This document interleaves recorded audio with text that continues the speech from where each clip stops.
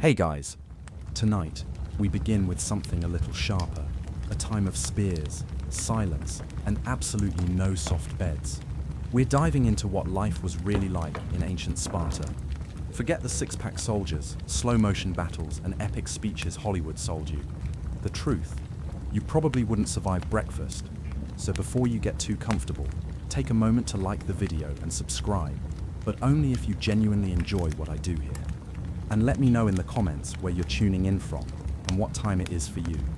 It's always fascinating to see who's joining us from around the world, whether you're here to learn or just to fall asleep. Now, dim the lights, maybe turn on a fan for that soft background hum, and let's ease into tonight's journey together. Congratulations, you've just woken up in Sparta, not the movie version, the real one. The good news, you're breathing. The bad news, that might not last very long. Your eyes open slowly.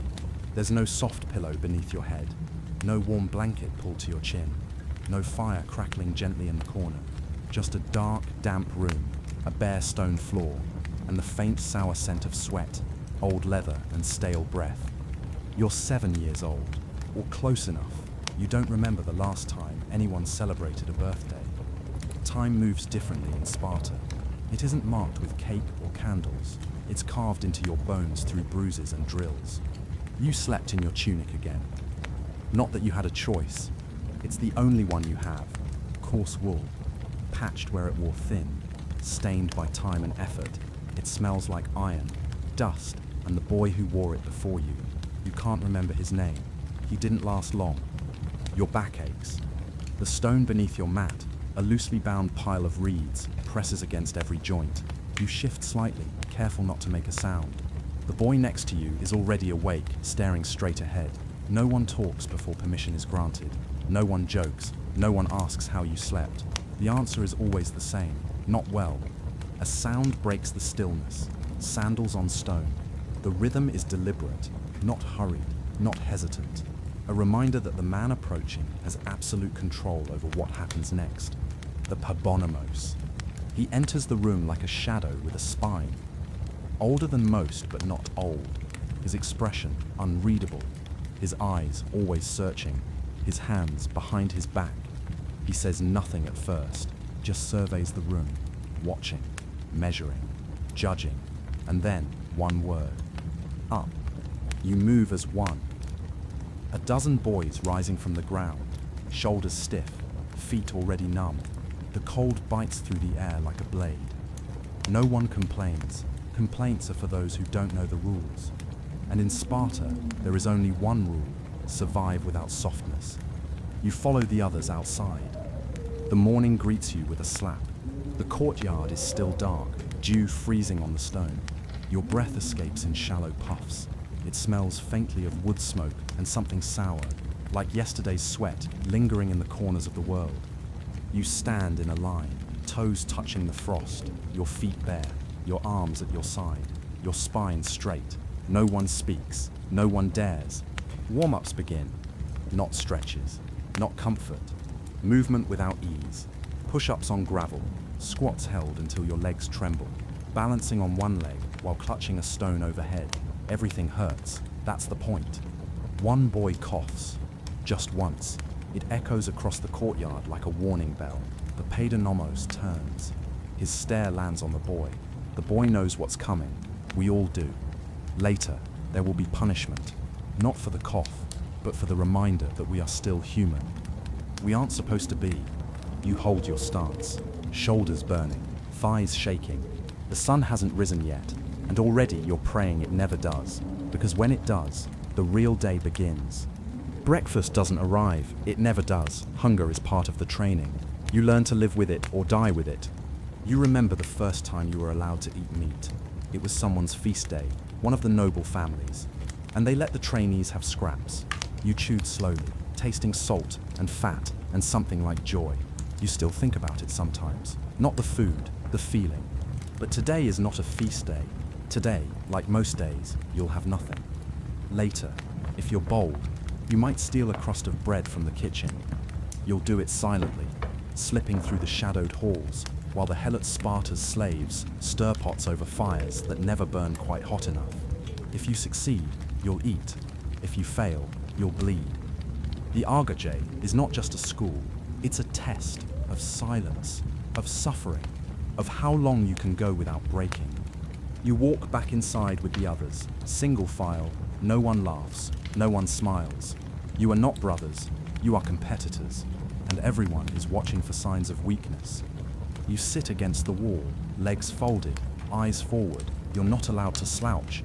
If your spine curves, the instructor wraps you with a cane. Sometimes you forget how long it's been since you were hugged. The instructors don't speak unless they must. Orders are short, punishments are long. Once, a boy tried to run, just 12 years old. They found him at the river, barefoot, crying, clutching a rabbit. He said he was hungry. They brought him back. The next morning, the rabbit was gone. The boy walked with a limp for a month. No one asked questions. No one offered comfort. He never tried to leave again. That was the lesson. You shift slightly, adjusting the way your tunic sits on your shoulders.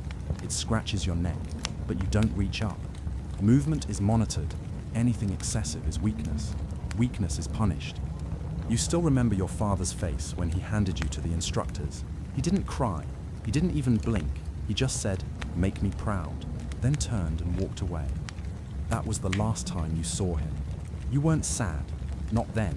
You didn't know you should be. Now you understand. But it's too late.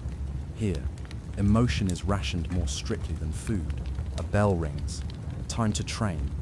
Sparring begins soon, and you'll need every ounce of strength, focus, and grit just to avoid collapsing before midday. You stand, slowly, carefully. Your knees crack, your stomach twists, your hands shake. You take one deep breath, then step forward. And just like that, your day in Sparta has begun.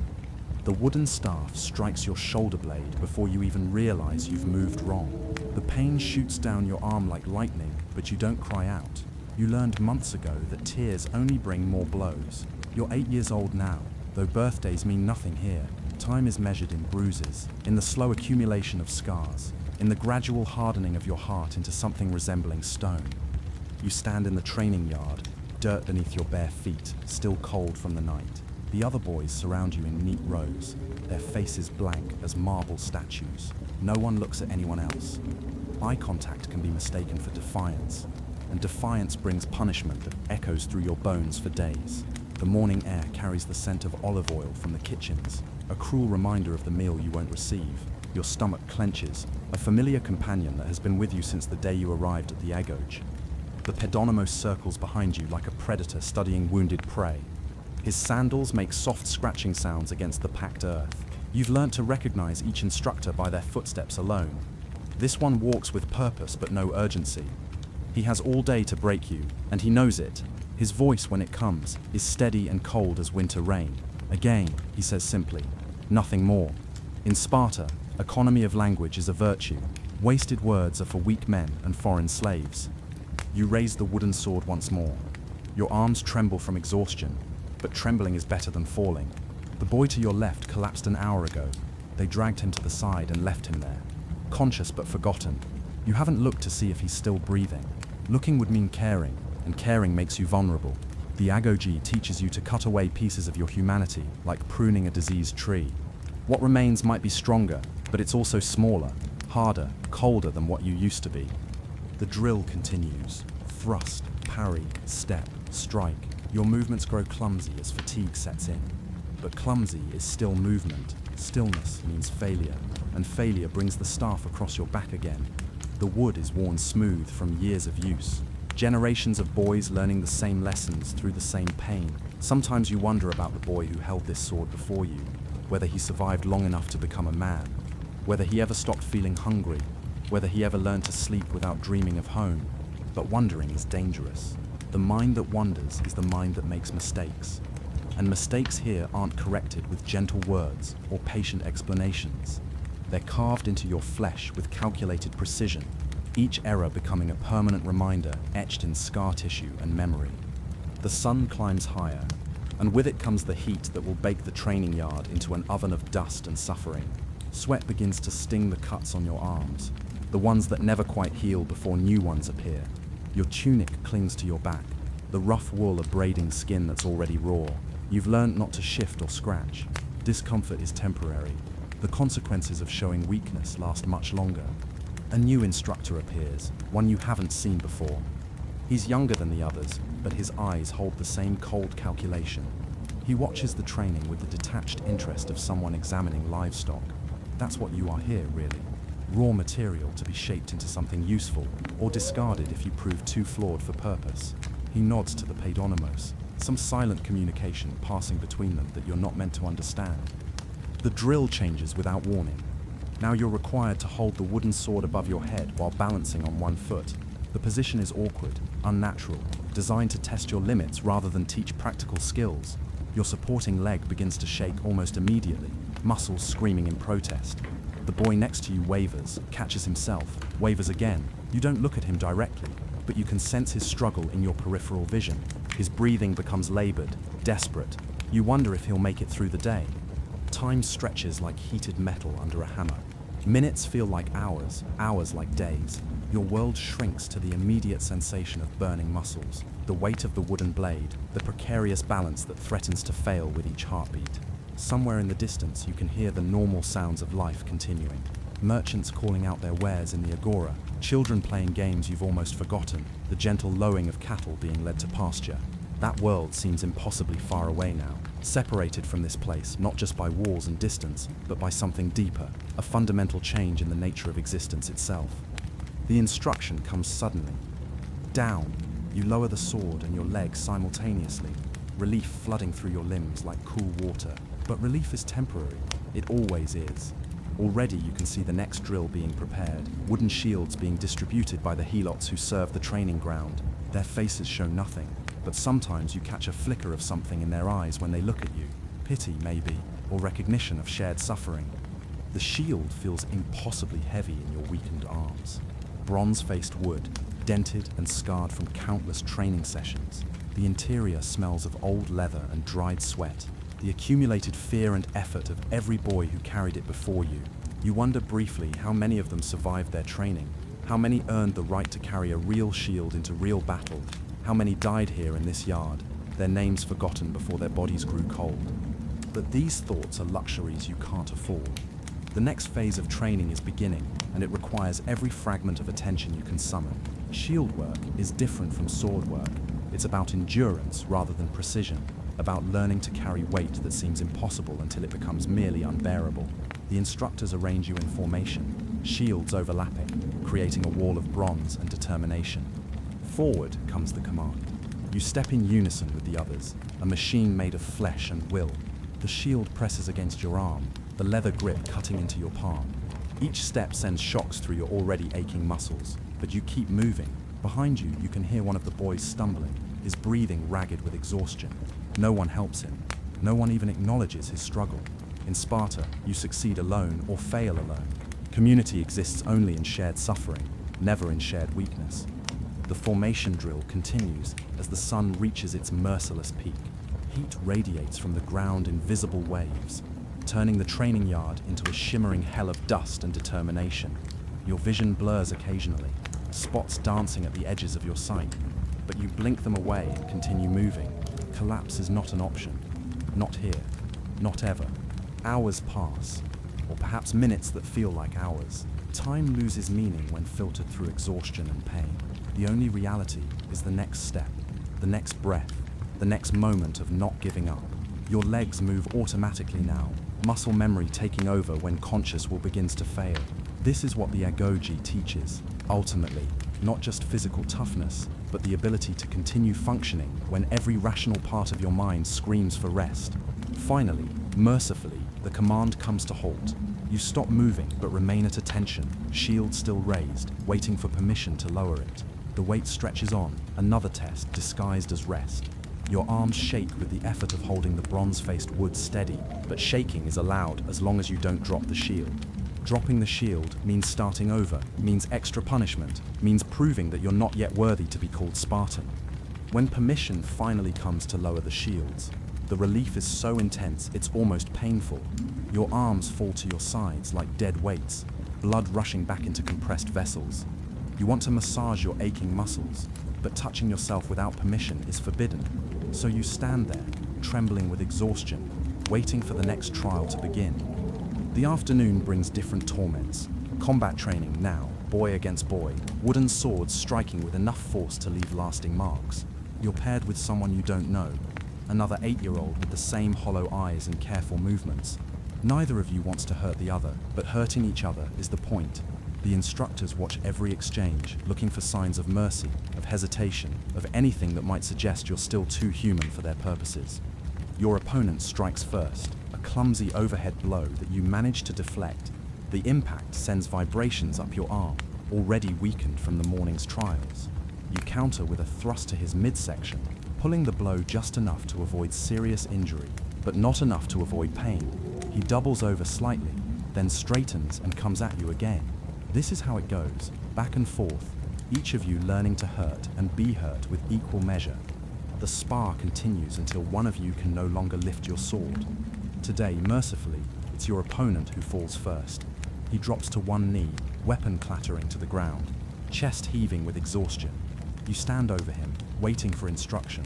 The paidonomos approaches, studies the fallen boy with clinical interest, then nods to you.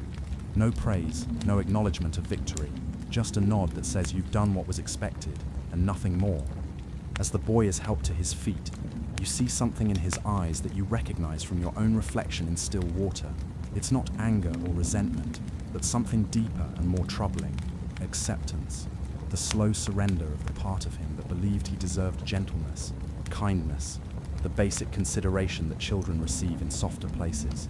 He's learning, as you learned, that such things are weaknesses to be burned away in the forge of Spartan discipline. The day wears on with more drills, more pain, more small defeats of the spirit disguised as training. By the time evening approaches, you can barely feel your feet against the ground. Your hands are numb from gripping weapons and shields. Your back a tapestry of small cuts and bruises from corrective strikes. You move like an old man despite your 8 years, each step carefully calculated to avoid putting weight on the worst injuries. Dinner, when it finally comes, is a joke told without humor. A bowl of thin gruel, a crust of bread so hard it must be soaked before eating. Water that tastes of clay and neglect. You eat slowly, savoring each meager bite, not because it tastes good, but because it's all you'll receive until tomorrow. Around you, the other boys eat in similar silence, each lost in the private calculation of whether they have enough strength left for another day. But hunger is part of the lesson too. They want you desperate enough to steal, clever enough to avoid getting caught, and tough enough to endure punishment when you inevitably are. Later tonight, after the instructors have gone to their own quarters, some of the boys will slip away to raid the kitchens or beg scraps from sympathetic helots. You've tried it yourself, moving through darkened corridors like a ghost, heart pounding with fear and desperation. Sometimes you succeed and return with a heel of bread or a handful of olives, treasures more precious than gold in this place of calculated starvation. Sometimes you're caught, dragged back to the dormitory for punishment that leaves you unable to train properly the next day, which brings more punishment in an endless cycle of pain and correction. But even failure teaches lessons here. It teaches you to be more careful, more cunning, more willing to take desperate risks when survival depends on it. As night falls and you're finally allowed to rest, you lie on your thin mat and stare at the ceiling. The stone above you is worn smooth by countless years of boys like you, children turned into weapons through methods that would horrify the soft peoples of other lands. Sometimes you try to remember your mother's face, the sound of her voice when she sang you to sleep, the feeling of safety that came from knowing someone cared whether you lived or died. But those memories fade a little more each day, worn away by the relentless pressure of this new existence. Soon you know they'll be gone entirely, replaced by the hard knowledge of how to hurt and how to endure being hurt. The boy who arrived here months ago is dying slowly, systematically, replaced by something harder and colder and infinitely more useful to the Spartan state. In the darkness, you can hear other boys weeping quietly into their mats. But tears are private here, shed only when no one can see or hear. Tomorrow, there will be no trace of tonight's sorrow, just the same blank faces and careful movements that mark the successful products of the agoge. You close your eyes and try to sleep, knowing that dawn will bring fresh torments and new opportunities to prove your worthiness to survive. This is childhood in Sparta, not a time of play and learning and gradual growth into adulthood, but a deliberate breaking and remaking of human beings into instruments of war. Every day that you survive makes you a little less human and a little more Spartan. The question that haunts your dreams is whether, when the transformation is complete, there will be anything left of the boy you used to be. The wooden spoon scrapes against the bottom of your bowl with a sound like fingernails on stone. There's nothing left but the faint residue of what they generously call a meal. Dark streaks that speak of blood and vinegar, and the kind of sustenance that keeps you alive without ever letting you forget that you're hungry. You set the bowl down carefully, making no sound against the rough wooden table, and fold your hands in your lap the way you've been taught. Around you, 30 other boys do the same, a synchronized movement that speaks of months of practice and the swift correction of mistakes. The mess hall stretches before you like a cavern carved from shadow and silence. Stone walls rise to a ceiling lost in darkness, punctuated only by narrow windows that admit thin streams of light, never quite enough to fully illuminate the space where you take your meager meals. The air hangs heavy with the smell of the black broth that defines Spartan cuisine, a mixture so distinctive that visitors from other cities have been known to gag at their first taste. But you've learned to appreciate its harsh simplicity, the way it reduces the complex act of eating to its most basic function.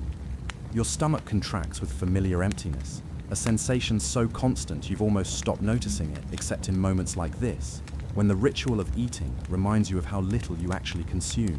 The black broth, when it comes, arrives in portions calculated with mathematical precision, enough to sustain life and strength for training, never enough to provide comfort or satisfaction. It's made from pig's blood, vinegar, and salt, ingredients that would horrify the refined palates of Athens or Corinth, but serve perfectly the Spartan ideal of reducing all pleasures to their most austere expression.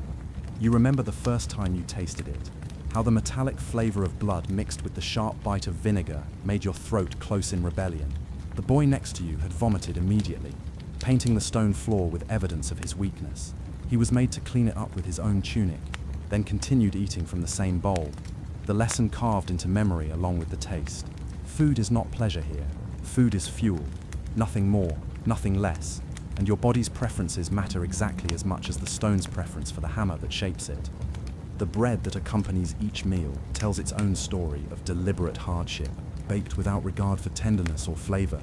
It arrives at your table with the consistency of fired clay, requiring careful soaking in the broth before it becomes soft enough to chew without breaking teeth. Sometimes you find yourself gnawing at it like an animal, working moisture into the dense grain until it becomes something approaching edible. The process takes time, forces you to eat slowly, makes each meal last longer despite containing so little actual nourishment. No one speaks during meals unless spoken to by an instructor.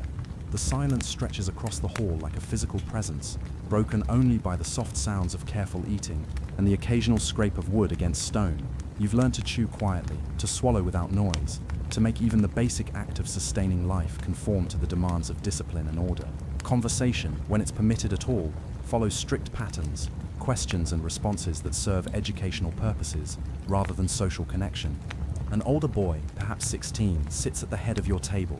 He's been granted the privilege of leading discussion when the instructors allow it, but privilege here is just another form of responsibility, another test of worthiness disguised as honor.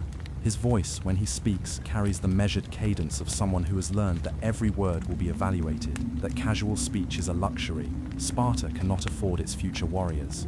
"What did you observe during today's training?" he asks, the question directed at no one in particular, but requiring an answer from someone. The silence stretches as boys calculate risk against benefit, weighing the danger of saying something wrong against the danger of saying nothing at all. Finally, the boy across from you clears his throat softly and begins to speak. "The formation drill revealed weakness in our left flank," he says carefully. "The spacing was inconsistent, and rhythm broke during the turn." His words are precise, clinical, focused on tactical analysis rather than personal observation. This is how conversation works here, filtered through the lens of military utility, stripped of anything that might suggest individual personality or preference. The older boy nods approvingly, then selects another target for questioning. "And what correction would you suggest?" The conversation continues in this vein, each exchange serving as both educational exercise and test of character. You listen while continuing to work at your bread, absorbing lessons not just about military tactics, but about how to speak in a way that serves the group rather than the self. Sometimes you remember meals from before, dim memories of your mother's cooking, of flavors that existed for their own sake, rather than as instruments of discipline. honey cakes that melted on your tongue, roasted meat seasoned with herbs that grew wild in the hills, bread that was soft and warm and given freely without calculation of need or desert. Those memories feel like dreams now, or perhaps like stories told about some other person's life, too distant and foreign to have any connection to your current reality. The black broth grows cold as you eat, but cold or warm makes little difference. Temperature is another pleasure that has been stripped away, another small comfort deemed unnecessary for the formation of character. You've learned to eat it at whatever temperature it arrives, to find in its harsh simplicity a kind of honest nourishment that more elaborate foods cannot provide. It feeds your body without corrupting your spirit, maintains your strength without softening your resolve. An instructor walks slowly between the tables, his sandals making soft whispers against the stone floor. He stops occasionally to observe individual boys, studying their posture, their eating habits, their responses to the ongoing discussions. Everything is noted, everything evaluated, everything added to the endless calculation of your worth as a future warrior. Even the way you hold your spoon becomes data in their assessment of your character and potential. You finish your portion exactly when everyone else finishes theirs, a synchronization that has become second nature through months of practice. To finish too quickly suggests greed or lack of self-control. To finish too slowly suggests weakness or fastidiousness. The proper pace has been drilled into you through repetition and correction until your body knows instinctively how to match your consumption to the group rhythm. The bowls are collected by helots who move through the hall like shadows, their presence so familiar you barely notice them anymore. They clear the tables with efficient silence, carrying away the evidence of your meager meal to be cleaned and prepared for the next feeding. You wonder sometimes about their own meals, whether they eat the same black broth or if their sustenance comes in different forms. But such questions are discouraged as irrelevant to your own development. Water follows the meal, served in cups carved from dark wood and measured with the same precision as the food. Enough to prevent dehydration, never enough to provide the luxury of drinking your fill. You sip slowly, making the small portion last, savoring the simple pleasure of liquid against your parched throat. Even water becomes precious here, another reminder that comfort is earned rather than expected, doled out in carefully calculated doses. The older boy continues his questioning, moving through tactical scenarios and philosophical problems with the same methodical approach. His questions are designed to test not just knowledge but character, to reveal through casual conversation the deeper currents of thought and feeling that determine fitness for Spartan citizenship. You wait for your turn, preparing responses that will demonstrate learning without revealing too much personality. "What is the purpose of our meals?" he asks eventually, his gaze settling on you with the weight of evaluation. The question seems simple, but carries layers of meaning, testing your understanding of Spartan values and your ability to articulate them properly. You consider your words carefully before responding. "To sustain the body without corrupting the spirit," you say, echoing lessons learned through repetition and observation.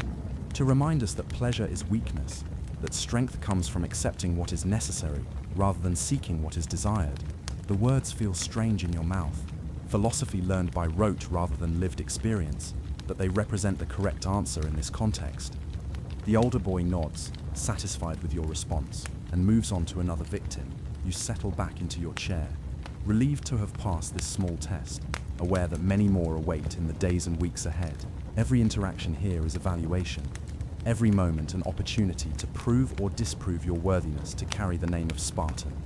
As the meal period draws to its close, you allow yourself a moment to study the faces around you, these boys who share your fate and your daily struggle for survival. Some show the blank composure that marks successful adaptation to this life, emotions locked away behind masks of disciplined calm. Others still carry traces of the children they used to be, small signs of vulnerability that will need to be burned away before they can be considered ready for full citizenship.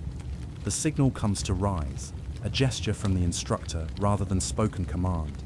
You stand in unison with the others, chairs scraping softly against stone as 30 boys prepare to return to the endless cycle of training and discipline that defines their existence. The meal is over, but its lessons linger, carved into memory, along with the taste of blood and vinegar, the weight of constant hunger, the understanding that even the most basic human needs must be subordinated to the demands of the state.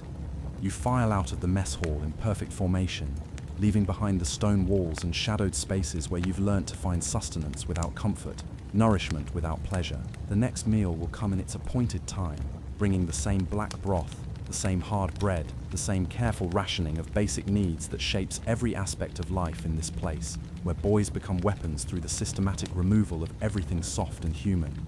But for now, you carry with you the memory of metallic taste and regulated conversation, of hunger acknowledged but never satisfied, of community built around shared deprivation rather than shared abundance.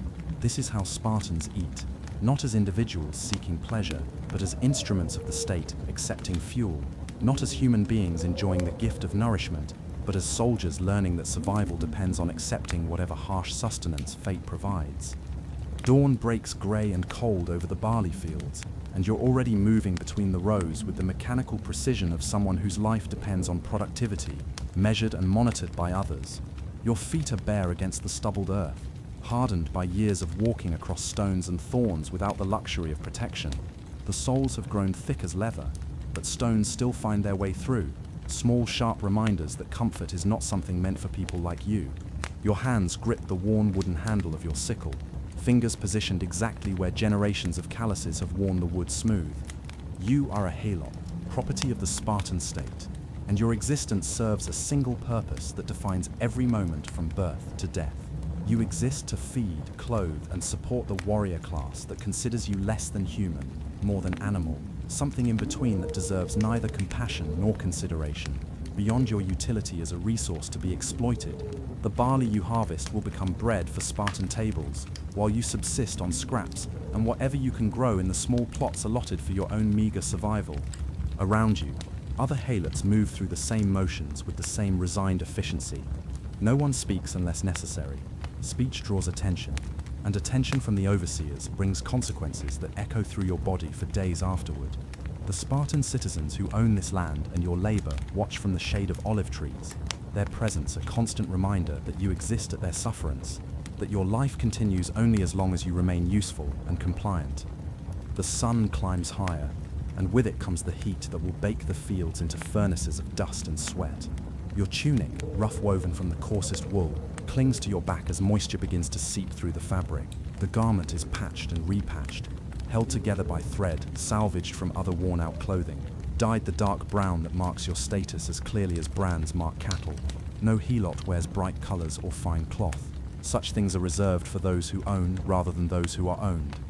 Your stomach contracts with familiar emptiness, a sensation so constant you've learnt to work around it the way you work around an old injury that never quite heals. Breakfast, if it came at all, consisted of thin gruel made from grain too poor for Spartan tables, flavored with whatever wild herbs you could gather without being caught foraging. The knowledge that you grow food for others while often going hungry yourself is just another aspect of existence you've learnt to accept, like accepting the color of the sky or the hardness of stone. A Spartan youth approaches, perhaps 17 years old, carrying himself with the casual arrogance that marks his class from birth. He wears the short red cloak that identifies him as a full citizen, leather sandals that protect his feet from the rough ground, a sword at his side that he's been trained to use with deadly efficiency. His eyes scan the working helots with the detached interest of someone evaluating livestock, looking for signs of laziness or defiance that might require correction. You keep your head down, focusing on the steady rhythm of cutting barley, but you're acutely aware of his presence, the way a mouse remains aware of the hawk circling overhead. This one is young enough to still be proving himself, still demonstrating to his elders that he understands the proper relationship between citizen and slave, between those who rule and those who serve. Young Spartans like this are often the most dangerous, eager to show their authority through acts of casual cruelty that their elders simply take for granted. He stops near an older helot, a man whose grey hair and stooped shoulders speak of decades spent in fields like this one. The Spartan says something too quiet for you to hear, but the helot's reaction tells you everything you need to know. His shoulders tense, his movements become more careful, more deliberate. Whatever was said was meant to intimidate, to remind the old man of his place in the order of things. The interaction passes without violence, but violence hangs in the air like heat shimmer, always present, always possible. You've seen helots beaten for perceived slights so minor they might have been imaginary, struck down for looking too long at a citizen or not looking long enough when addressed. The rules that govern your behavior are numerous and often contradictory, designed not for clarity but for control, ensuring that any helot can be found guilty of something whenever punishment seems desirable. You remember last autumn's ceremony, when all the helots were gathered in the central square for the annual reminder of their status. The ephors, the elected officials who guide Spartan policy, stood before the assembled slaves and declared war upon them, the same ritual declaration that has been repeated for generations. It's not war in any meaningful sense, since helots have no weapons, no training, no means of resistance. It's simply a legal fiction that allows Spartans to kill helots without religious pollution, to treat acts of murder as acts of war. After the declaration came the beatings, administered not for any specific offense, but simply to reinforce the relationship between master and slave. You stood in line with hundreds of others, waiting your turn to be struck with rods wielded by young Spartans eager to participate in this sanctified violence. The blows were calculated to cause pain without permanent injury, to leave marks that would fade but memories that would last. You bore it silently, as everyone did, because crying out or showing defiance would only bring worse punishment later. The work continues through the morning heat, your hands moving automatically through motions learned in childhood and repeated countless times since. Cut the barley stalks close to the ground, gather them into neat bundles, carry the bundles to the collection point where other helots will load them onto carts for transport to Spartan granaries. It's work that requires no thought, which is perhaps a mercy, since thinking too deeply about your situation serves no purpose beyond increasing suffering. Other helots work nearby, their movements creating a rhythm that speaks of coordinated effort without communication. You know some of them by sight, others by name, but deep friendships are dangerous luxuries in a world where anyone might be selected for elimination at any time. The Crypteia, the secret police made up of young Spartans, move through helot communities like wolves through sheep, choosing victims based on criteria known only to themselves. Intelligence, leadership potential, any sign that a helot might inspire others to resistance, all are death sentences waiting to be carried out. A cart approaches, pulled by oxen, and driven by another helot whose scarred hands speak of years handling reins and dealing with stubborn animals. He nods slightly as he passes, a greeting so subtle it barely qualifies as acknowledgement, but even that small human connection carries risk. The Spartans watch for signs of organization among their slaves, for any indication that helots might be developing the kind of solidarity that could threaten the established order. You load your bundles onto the cart with mechanical efficiency, muscles moving through familiar patterns while your mind drifts to memories of childhood, before you fully understood what it meant to be property rather than person. You remember playing simple games with other helot children, laughing without awareness that laughter could be interpreted as insubordination, running through olive groves without knowing that freedom of movement was a privilege that could be revoked without warning or explanation. Those memories feel impossibly distant now, artifacts from some other person's life that have little connection to your current existence. The child who laughed and played has been systematically educated out of existence, replaced by this careful, watchful adult who knows that survival depends on invisibility, on being useful enough to live, but not remarkable enough to die. It's a narrow path that requires constant attention, constant self-monitoring, constant suppression of anything that might be interpreted as individual personality or desire. The sun reaches its peak, turning the barley field into an furnace that saps strength from muscles already weakened by inadequate nutrition. Sweat stings your eyes and soaks through your rough tunic, but there's no respite until the work is finished. Stopping to rest without permission brings swift correction from overseers, who seem to feel the heat less than you do, protected as they are by better clothing, better food, and the knowledge that someone else will always bear the cost of their comfort. You think sometimes about escape, though you know it's impossible. Where would you go in a world where every free person is trained from birth to see helots as property to be returned to their owners? How would you survive without the protection, however minimal, that comes from belonging to the Spartan system? The few helots who have tried to flee are brought back quickly, their punishment serving as education for the rest about the futility of resistance. Even if escape were possible, it would mean abandoning family members who would face collective punishment for your transgression. The Spartans are careful to ensure that individual rebellion carries consequences for others, that personal freedom comes at the cost of communal suffering. It's another layer of control, another chain that binds you not just to the land but to the other helots whose lives depend on your continued compliance. A commotion near the olive trees draws your attention, though you're careful not to look directly at whatever is happening. From the corner of your eye, you can see Spartan citizens gathered in discussion, their voices carrying tones of authority and decision. Occasionally, one of them gestures toward the working helots, and you feel the familiar chill that comes with being noticed by those who hold power over life and death. The discussion continues for several minutes before the group disperses, leaving behind an atmosphere of tension that settles over the field like dust. You redouble your efforts at the harvest, working with increased speed and precision, hoping that whatever caught their attention had nothing to do with you or your immediate companions. Being selected for special notice by Spartan citizens rarely ends well for Helots, regardless of whether the initial attention was positive or negative. As afternoon stretches toward evening, exhaustion begins to weigh on muscles pushed beyond their natural limits by necessity and fear. Your hands shake slightly as you grip the sickle, fatigue making familiar motions clumsy and uncertain. But clumsiness is weakness, and weakness draws attention. So you force steadiness back into your movements through sheer act of will, drawing on reserves of strength you didn't know existed until survival demanded their discovery. The work finally ends as shadows begin to lengthen across the field. But ending work doesn't mean ending service. There are tools to clean and store, equipment to maintain, a dozen small tasks that extend the day beyond the limits of physical labor into the realm of endless responsibility.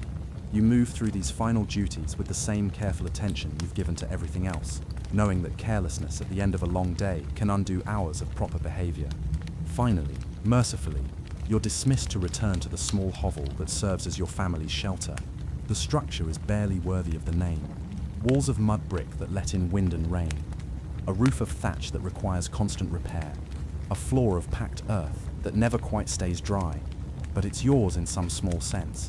A space where you can rest between periods of service, where you can maintain the illusion of having some small sphere of personal existence.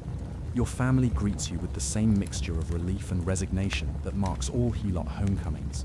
Relief that you've survived another day without serious injury or punishment. Resignation that tomorrow will bring the same cycle of labor and fear and careful subservience. There's love in their eyes, but it's love tempered by the knowledge that attachment makes loss more painful, that caring too deeply is another luxury that slaves cannot afford. The evening meal, such as it is, consists of whatever scraps could be gathered or grown without attracting unwanted attention. Vegetables from the small garden plot assigned to your family, grain salvaged from the edges of fields after the official harvest, water drawn from wells that serve dozens of Helot families, its sustenance calculated to maintain life without providing comfort, nutrition measured out in portions that keep you functional without ever allowing the luxury of satisfaction. As darkness settles over the Helot quarter, you lie on your straw pallet and listen to the sounds of a community trying to rest despite the knowledge that tomorrow will bring fresh trials. Children cry softly in nearby hovels, their parents offering what comfort they can, while knowing that too much tenderness might make the harsh realities of Helot life even more difficult to bear. Adults speak in whispers about the day's events, sharing information and warnings that might help others avoid punishment or death. This is life as a Helot. Existence reduced to its most basic elements of survival and service. Humanity acknowledged only insofar as it serves the needs of those who own your labor and your life. You are simultaneously essential and expendable, necessary for the functioning of Spartan society, but individually worthless beyond your contribution to that function. Tomorrow will bring the same fields, the same overseers, the same careful balance between usefulness and invisibility that determines whether you live to see another sunset. In the darkness, you allow yourself a few moments to remember what it felt like to be human rather than property, to have desires that mattered, to make choices that weren't predetermined by others' needs. But such memories are dangerous indulgences that must be carefully rationed, experienced briefly, and then locked away before they can interfere with the practical business of staying alive in a world that considers your death a matter of administrative convenience rather than human tragedy. The morning sun casts long shadows across the training ground as you adjust your short tunic and check the binding around your hair. You are 12 years old, a Spartan girl, and your day begins not with weaving or cooking or the gentle domestic arts that occupy young women in other Greek cities, but with running, always running. Your feet strike the packed earth in rhythm with the other girls, breath coming in steady puffs that dissipate in the cool morning air. But this is not the desperate, punishment-driven running of the boys in the agoge.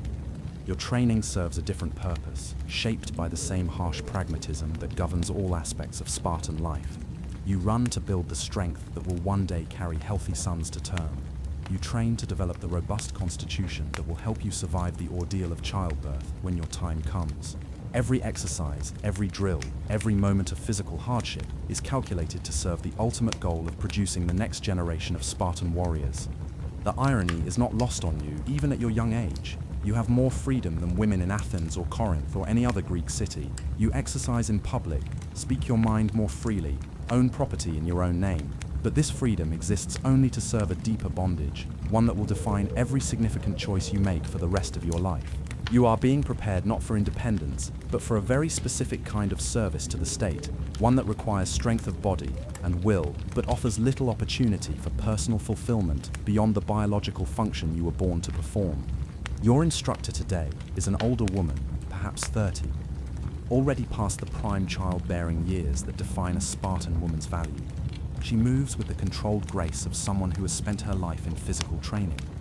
But there's something in her eyes that speaks of dreams deferred, of possibilities foreclosed by the demands of duty. She calls out commands in a voice that carries authority born not of choice, but of resignation to the role fate and society have assigned her. Faster, she calls, though not unkindly. Unlike the brutal taskmasters who oversee the boys' training, your instructors understand that broken bones and torn muscles serve no one's interests. A damaged girl becomes a damaged woman, less likely to survive pregnancy, less capable of nursing healthy infants. The violence here is more subtle, psychological rather than physical, but no less effective at shaping you into the form the state requires. You increase your pace, legs pumping as you circle the training ground with the other girls. Some are older than you, their bodies beginning to show the changes that will soon make them candidates for marriage. Others are younger, still carrying some of the softness of childhood, but already showing the lean muscle tone that marks all Spartan women. You study them sometimes, these girls who share your fate, wondering which among them will prove most successful at the grim lottery of childbirth that awaits you all. The running ends, but the training continues. Wrestling comes next, girl against girl, in matches that would shock the sensibilities of women from other cities. You grapple with a girl your own age, both of you trying to gain advantage through technique rather than brute force. The physical contact is strange, almost intimate, but also competitive in a way that mirrors the larger competition you're all engaged in, the unspoken contest to prove your worth as future mothers of warriors. Your opponent is stronger than you, but you're more flexible. You slip from her grasp and counter with a hold you learned last week, applying pressure until she submits.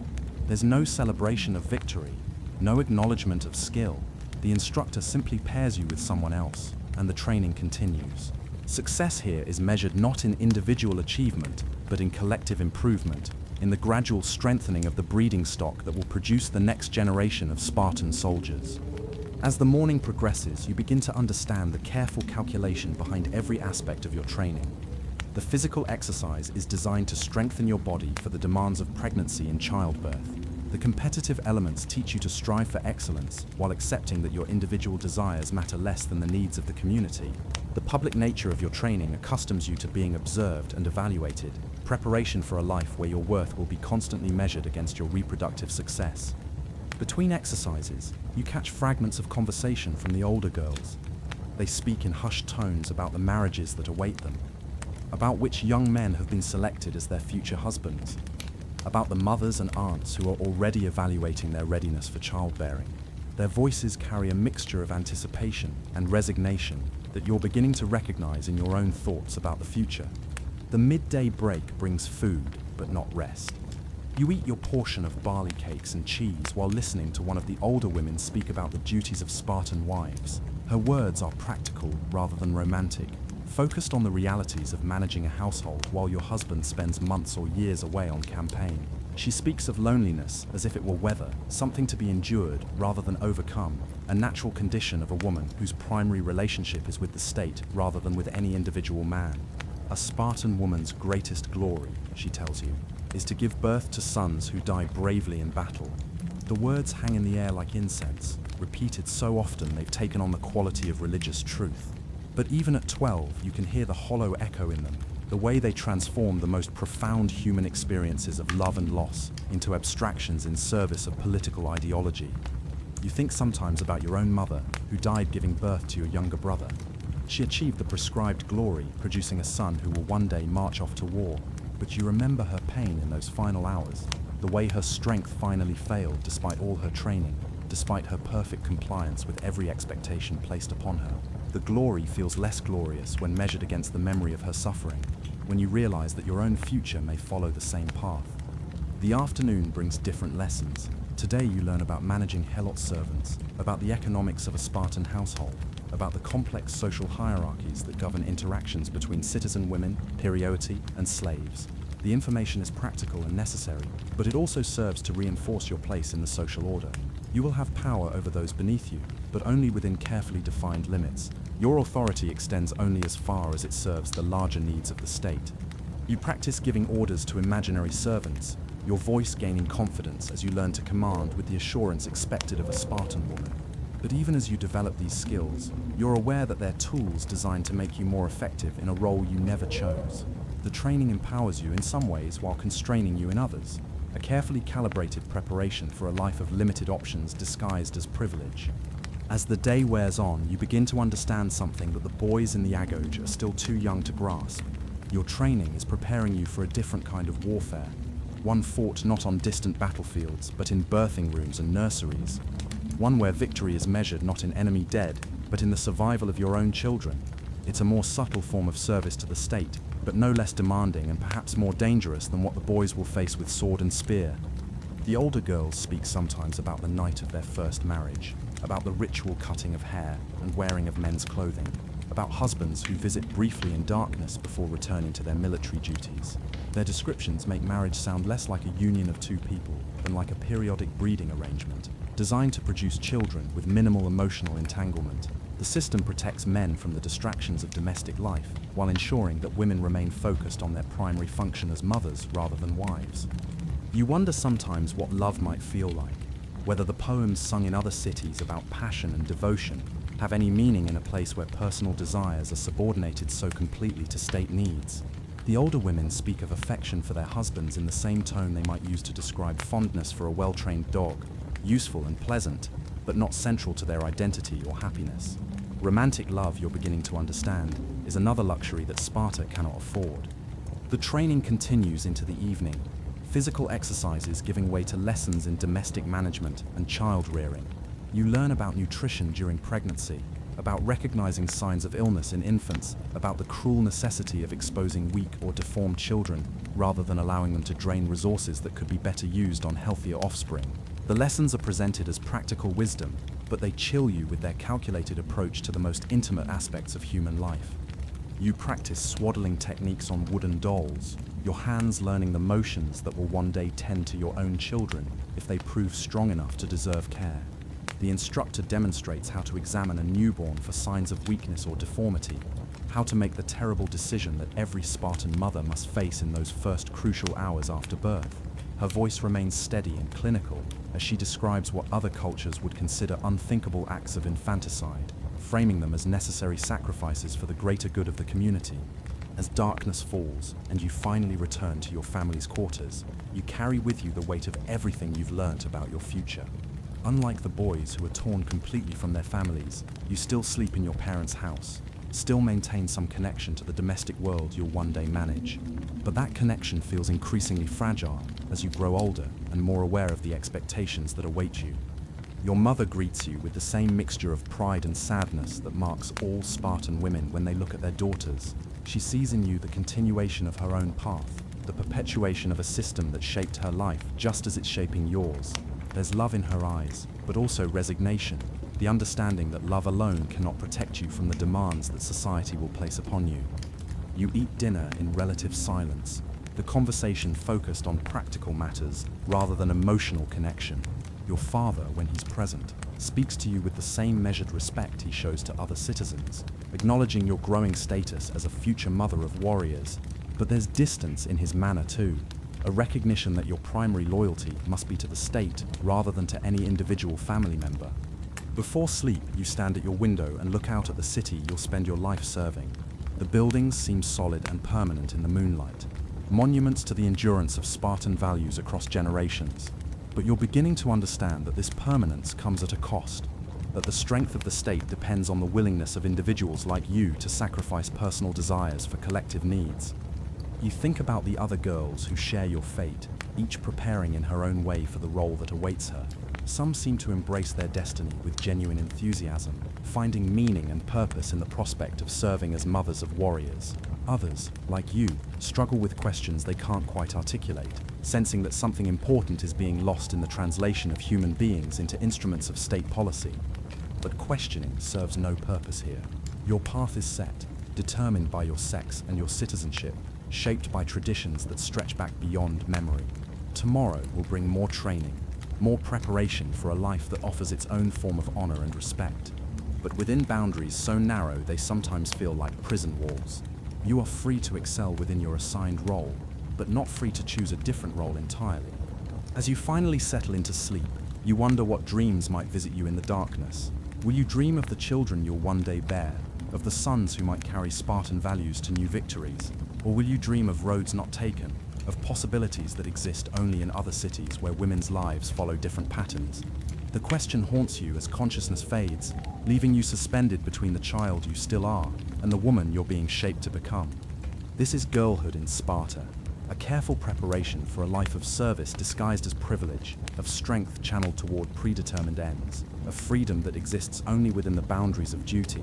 You are being trained to be strong enough to survive the demands placed upon you, wise enough to manage the responsibilities you'll inherit, and compliant enough to accept that your individual desires matter less than your function in the larger machine of Spartan society.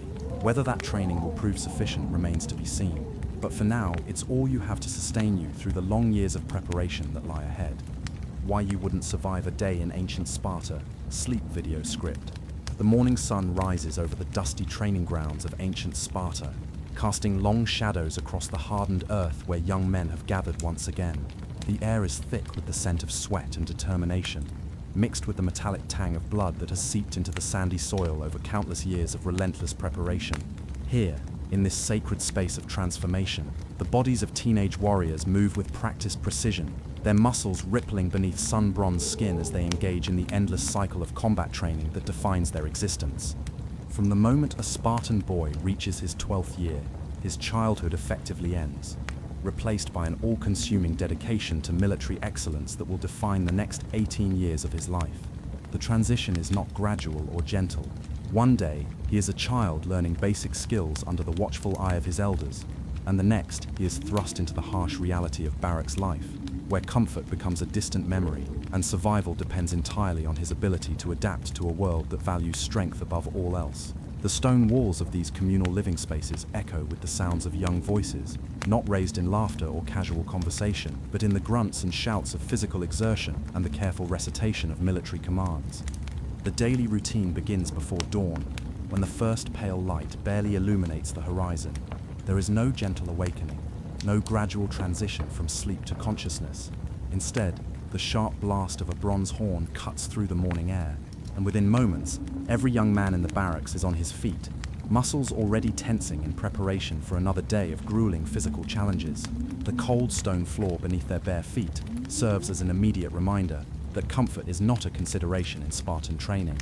They dress quickly in simple tunics, the fabric rough against their skin, designed for durability rather than comfort, and step out into the training yard, where their instructors wait with expressions of stern determination. The first hours are dedicated to running, not the leisurely jog of a modern fitness enthusiast, but a punishing pace across rocky terrain that tests the limits of endurance and mental fortitude. Young legs pound against unforgiving ground, each step a testament to their growing strength and an acknowledgement of the pain that has become their constant companion. Sweat beads on their foreheads and runs in streams down their backs, mixing with the dust that clings to their skin like a second layer of clothing. Those who fall behind face not encouragement, but harsh criticism designed to push them beyond what they believed possible. The concept of personal limits is foreign here, replaced by an understanding that the body can always do more, endure more, suffer more in service of the greater good.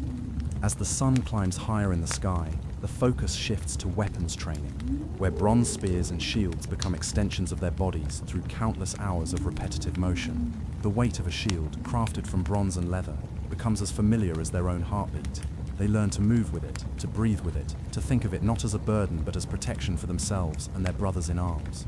The spear, long and perfectly balanced, teaches them precision and timing as they thrust and parry against straw targets and eventually against each other in carefully controlled combat exercises. The sound of bronze against bronze rings across the training ground as shield meets shield in practice formations. These are not chaotic battles, but carefully orchestrated exercises designed to build muscle memory and instinctive responses that will serve them in real combat. Every movement is scrutinized by older warriors who have survived countless battles and understand that the difference between life and death often comes down to a single misplaced step or poorly timed strike.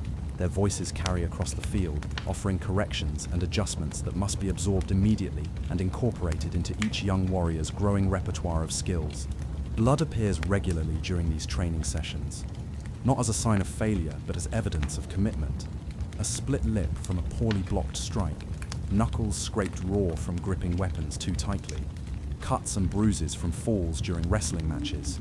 These injuries are badges of honor rather than reasons for sympathy. The sand beneath their feet gradually turns darker as drops of blood mix with sweat and create a paste that clings to their skin and clothing. This is the price of transformation, the physical evidence of boys becoming men through trial and hardship. The concept of family, so central to life in other Greek city-states, takes on a completely different meaning in Sparta. From age 12 to 30, these young men live not with parents and siblings, but with their fellow warriors in communal barracks, where privacy is non-existent and individual needs are subordinated to group survival.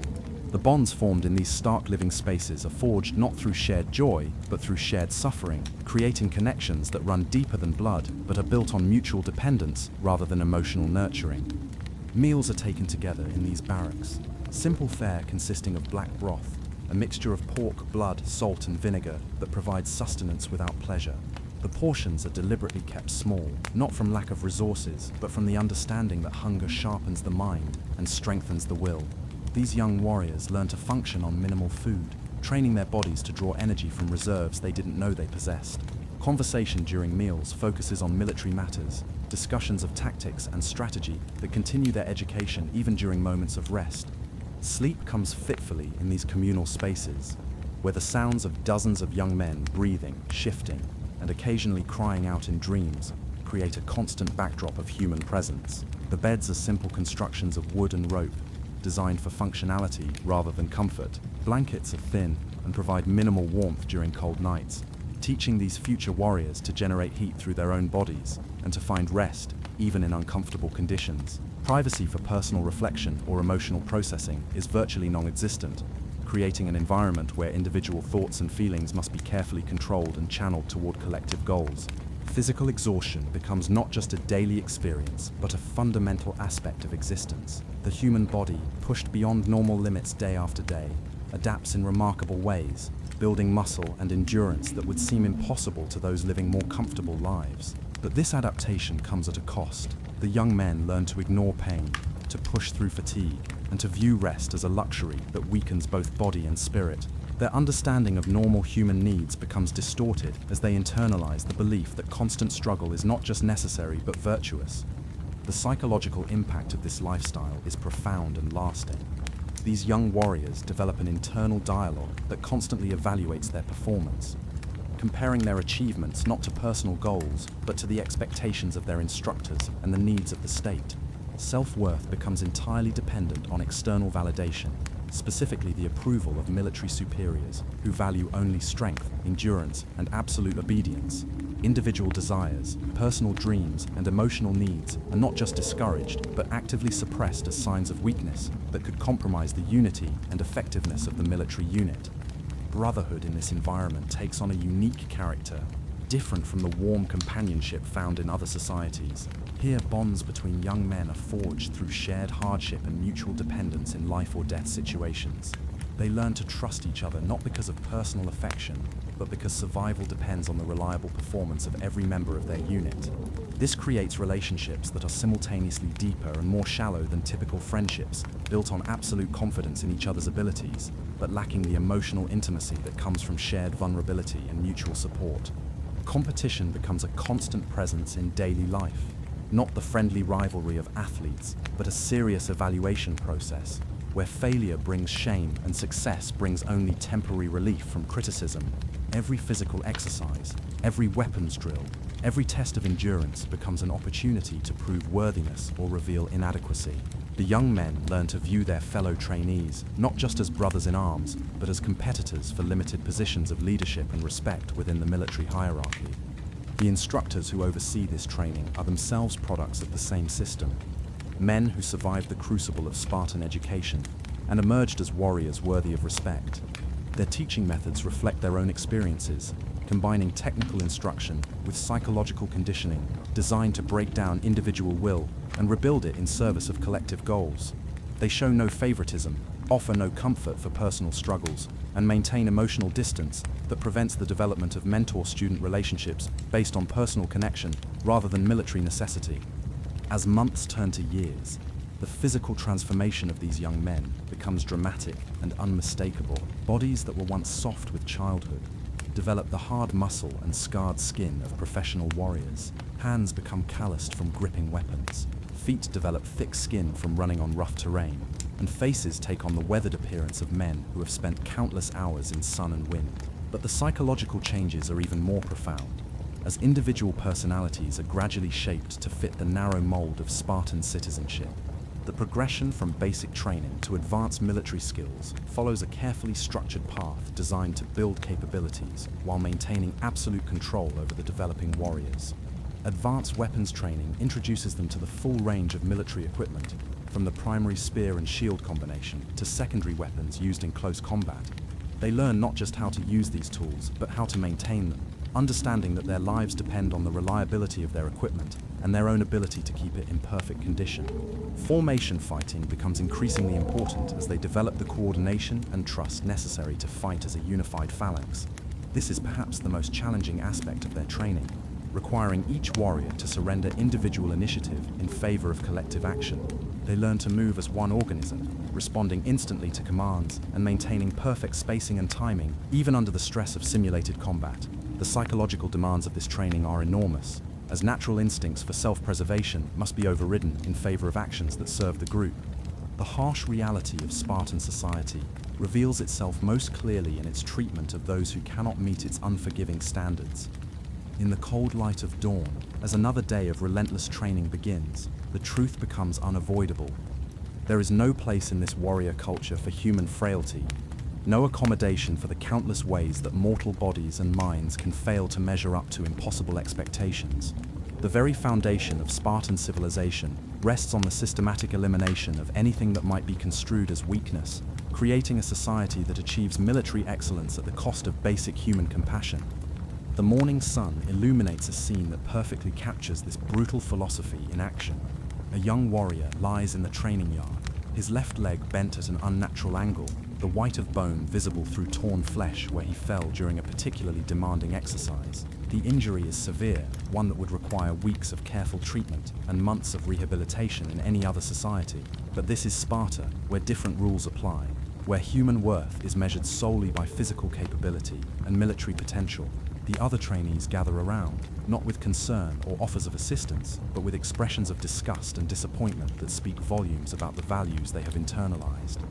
The injured young man's face reflects not just physical pain, but the deeper agony of understanding what this moment means for his future. In Sparta, there are no physicians dedicated to healing the wounded, no concept of medical care designed to restore function to damaged bodies. Instead, there is only the cold calculation of whether an individual can continue to serve the state's military needs, or whether they have become a burden that must be discarded. The broken bone in his leg is not seen as a treatable injury, but as evidence of fundamental weakness, a failure of character that has manifested in physical form. His fellow warriors step back, creating a circle of empty space around him that speaks louder than words about his new status in their society. Where once he was a brother in arms, a trusted member of their military unit, he has now become something else entirely, a reminder of the fragility that lurks beneath their carefully constructed image of invincibility. The instructors who arrive to assess the situation show no emotion, no sympathy for his obvious pain. They examine the injury with the detached interest of farmers evaluating diseased livestock, determining whether treatment is worth the investment or whether disposal is the more practical option. The concept of disability, as we understand it today, simply does not exist in Spartan thinking. Physical limitations are not seen as challenges to be overcome through adaptation and support. but as fundamental flaws that disqualify an individual from participation in civilized society. The young man with the broken leg will not receive splints and careful nursing back to health. Instead, he will be given a choice that is no choice at all: attempt to continue training on a leg that cannot bear weight, or accept exile from the only life he has ever known. Both options lead to the same destination: a slow and painful death, either from infection and further injury, or from exposure and starvation beyond the borders of Spartan territory. This harsh treatment of physical injury reflects a deeper philosophical belief that permeates every aspect of Spartan culture. They view the human body not as a complex system capable of healing and adaptation, but as a tool that either functions perfectly or becomes useless. There is no middle ground, no recognition that temporary weakness might be overcome with proper care, no understanding that supporting the injured and disabled can strengthen rather than weaken a community. The very idea of accommodating different physical capabilities is foreign to their worldview, seen as a dangerous corruption that could undermine the military efficiency on which their survival depends. But physical disability is only one form of weakness that Spartan society refuses to tolerate. Mental and emotional struggles, the invisible burdens that affect every human being at some point in their lives, are perhaps even more dangerous in this unforgiving environment.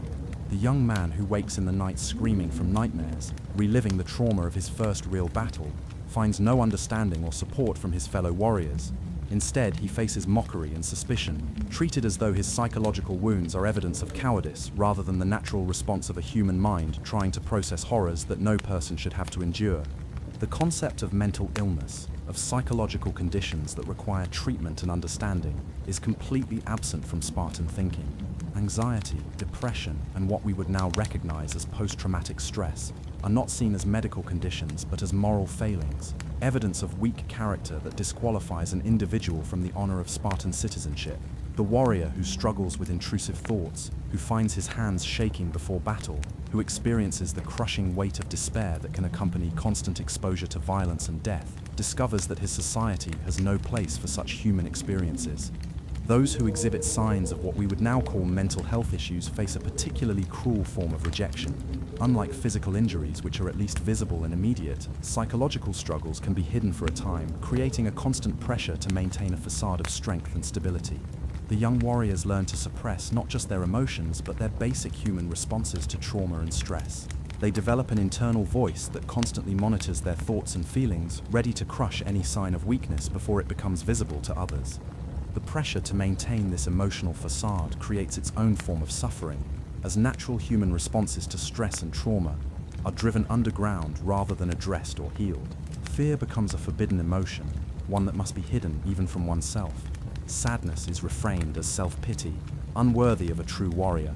Doubt about the righteousness of their cause or the wisdom of their leaders becomes not just dangerous to express, but dangerous to even think. The psychological toll of this constant self-monitoring and emotional suppression is enormous, creating a generation of warriors who are strong in body but damaged in ways that run far deeper than any physical wound. Tears, that most basic human response to pain and loss, become particularly dangerous in this environment. The young warrior who weeps for a fallen brother, who mourns the destruction he has witnessed, who grieves for the normal life he will never have, must hide these emotions completely or face immediate ostracism. Crying is not seen as a healthy release of emotion or a natural response to trauma, but as evidence of unsuitability for military service. The salt water that flows from human eyes in response to overwhelming emotion becomes a kind of poison in Spartan society, marking its bearer as unfit for the honor of citizenship. Empathy, that quality that allows humans to understand and share the feelings of others, is actively discouraged as a dangerous weakness that could compromise military effectiveness. The ability to imagine the suffering of an enemy, to understand the fear and pain of those they are trained to kill, is seen not as a sign of moral development, but as a failure of military conditioning. Warriors are taught to view their opponents not as fellow human beings with families and fears and dreams, but as obstacles to be eliminated in service of Spartan interests. This suppression of empathy extends even to relationships within their own military units.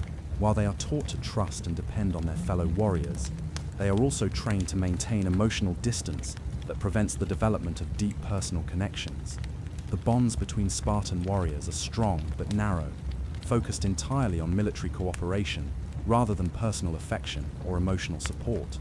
They learn to care about each other's survival and effectiveness in battle, while remaining indifferent to each other's inner lives and personal struggles.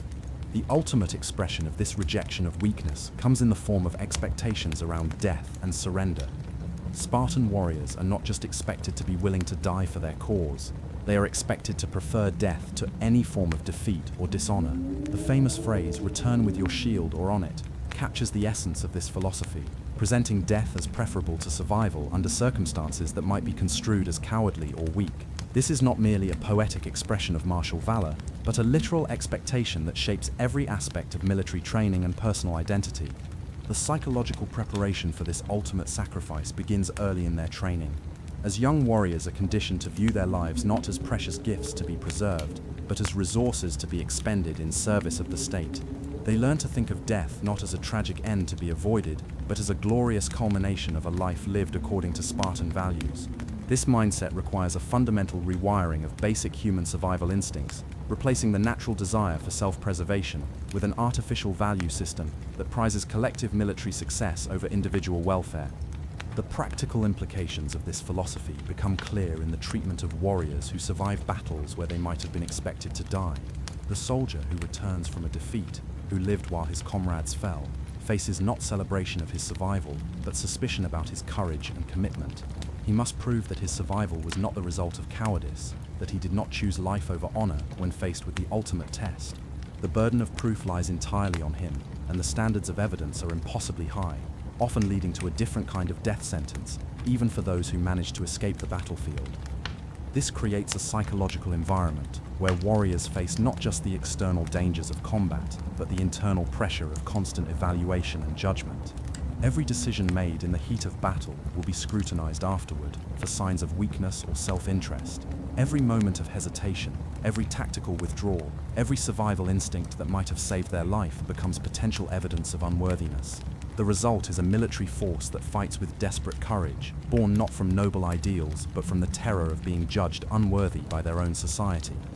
The cumulative effect of these attitudes toward weakness and failure creates a society that achieves military excellence through the systematic destruction of human compassion and individual worth.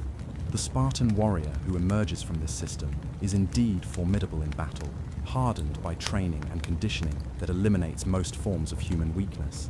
But this strength comes at an enormous cost, paid not just by those who fail to meet the standards, but by those who succeed, who sacrifice essential parts of their humanity in order to become the perfect instruments of state violence that their society demands. The word freedom carries different meanings in different times and places, shaped by the values and circumstances of each society that claims to possess it. In ancient Sparta, this concept takes on a particularly complex and contradictory character, one that reveals the fundamental tensions between individual desires and collective demands that define this warrior state.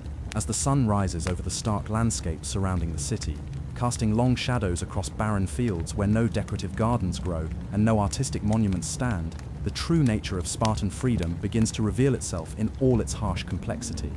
The morning air carries a chill that penetrates deep into the bones of those who walk these austere streets, where every building serves a practical military purpose, and nothing exists merely for beauty or personal pleasure.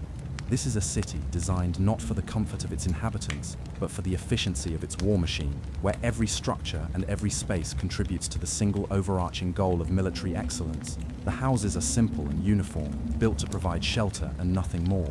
There are no private gardens where citizens might cultivate flowers for their own enjoyment, no public spaces designed for leisure or contemplation, no architectural flourishes that serve no purpose beyond aesthetic pleasure. The citizens who move through these streets at dawn are themselves products of this utilitarian philosophy, their lives shaped from birth by the understanding that individual desires must always be subordinated to collective needs. They wake not to pursue personal dreams or explore individual talents, but to fulfill roles that have been predetermined by their society's military requirements. The farmer tends crops not because he finds joy in watching things grow, but because the army needs food. The craftsman makes weapons and armor, not because he takes pride in creating beautiful objects, but because warriors need tools. Every profession, every activity, every moment of the day is evaluated according to its contribution to Sparta's military capabilities. For the Spartan citizen, freedom does not mean the right to choose his own path in life, to develop his unique talents, or to pursue happiness according to his own understanding. Instead, it means something far more limited and paradoxical: the privilege of serving the state with complete dedication. the honor of sacrificing personal desires for collective goals, the satisfaction of knowing that his life has meaning only insofar as it contributes to Spartan military success. This is freedom defined not by what one can choose to do, but by what one has been chosen to do by forces beyond individual control. The absence of art in Spartan society speaks volumes about the narrow definition of acceptable human activity. In other Greek city-states, citizens gather in the evenings to appreciate poetry, to discuss philosophical questions, to create and share works of beauty that express the full range of human experience and imagination. But in Sparta, such activities are viewed with suspicion and contempt, seen as dangerous distractions from the serious business of military preparation. The citizen who might feel called to express himself through painting or sculpture discovers that his society has no place for such impulses, no recognition of artistic creation as a valuable human endeavor. The prohibition against artistic expression runs deeper than simple disapproval. It reflects a fundamental fear that exposure to beauty and creativity might soften the harsh mindset necessary for military excellence. Spartan leaders understand, perhaps unconsciously, that art has the power to awaken empathy, to help people imagine different ways of living, to celebrate aspects of human experience that have nothing to do with warfare and conquest. A warrior who spends time contemplating a beautiful painting might begin to question whether life has purposes beyond military service. A soldier who writes poetry might develop an appreciation for the inner lives of his enemies, making him less effective as an instrument of state violence. Music, that universal human language that speaks directly to the emotions, is not entirely forbidden in Sparta, but it is strictly controlled and limited to forms that serve military purposes. The songs that echo through the barracks and training grounds are martial compositions designed to build courage, maintain unit cohesion, and glorify military virtues. There are no love songs that celebrate personal relationships, no lullabies that express tenderness toward children, no folk melodies that capture the simple joys of daily life. Instead, there are only war chants and marching songs, musical forms that reduce the infinite possibilities of human expression to a narrow range of themes related to combat and conquest. The young Spartan, who might feel moved to create music of a different kind, who might want to compose melodies that express his personal feelings or explore themes of love, loss, or wonder, discovers that his society considers such impulses not just inappropriate but dangerous. Music that serves no military purpose is seen as a form of corruption, a sign that the individual has lost sight of his proper role as a servant of the state. The natural human desire to create and share beauty becomes another form of weakness that must be suppressed in favor of more useful activities. Philosophy, that discipline that encourages deep thinking about the nature of existence, ethics, and human purpose, is perhaps the most dangerous pursuit of all in Spartan eyes. Other Greek cities produce great thinkers who explore fundamental questions about justice, truth, and the good life, but Sparta actively discourages such intellectual pursuits. The citizen who might be inclined to question the assumptions underlying his society, to wonder whether there might be better ways of organizing human communities, to explore ethical systems that value individual welfare alongside collective success, finds that his curiosity is not welcome. The prohibition against philosophical inquiry serves multiple purposes in maintaining Spartan social control. First, it prevents citizens from developing the critical thinking skills that might lead them to question the wisdom of their leaders or the justice of their military campaigns. Second, it eliminates exposure to alternative value systems that might suggest different definitions of a life well lived. Third, it reinforces the message that the only questions worth asking are tactical ones related to military effectiveness, while deeper inquiries into meaning and purpose are dismissed as useless speculation. The concept of luxury, of enjoying material comforts beyond the bare minimum necessary for survival, is completely alien to Spartan culture. Citizens are not just discouraged from pursuing wealth or comfort, they are actively prevented from doing so by laws and customs that make such pursuits impossible. Private property beyond basic necessities is strictly limited, ensuring that no citizen can accumulate resources that might allow him to live according to his own preferences rather than society's demands. The accumulation of beautiful objects, comfortable furnishings, or exotic foods is seen not as a natural human desire, but as evidence of moral corruption that threatens the military discipline on which Spartan survival depends. This enforced austerity extends to every aspect of daily life, creating an environment where comfort becomes synonymous with weakness and deprivation is reframed as virtue. The citizen sleeps on a hard bed, not because soft mattresses are unavailable, but because comfort in sleep might make him less able to endure the hardships of military campaigns. He eats simple, unpalatable food, not because better meals cannot be prepared, but because pleasure in eating might distract him from the serious business of preparing for war. He wears rough, uncomfortable clothing, not because fine fabrics cannot be obtained, but because attention to personal appearance might indicate dangerous vanity. The cumulative effect of these restrictions is to create a society where citizens live in a state of voluntary imprisonment, confined not by physical barriers, but by psychological conditioning that makes them unable to imagine or desire alternatives to their current situation.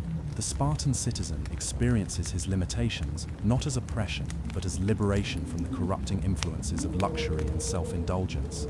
He has been taught to view his narrow range of choices not as restriction, but as focus, not as deprivation, but as purity of purpose.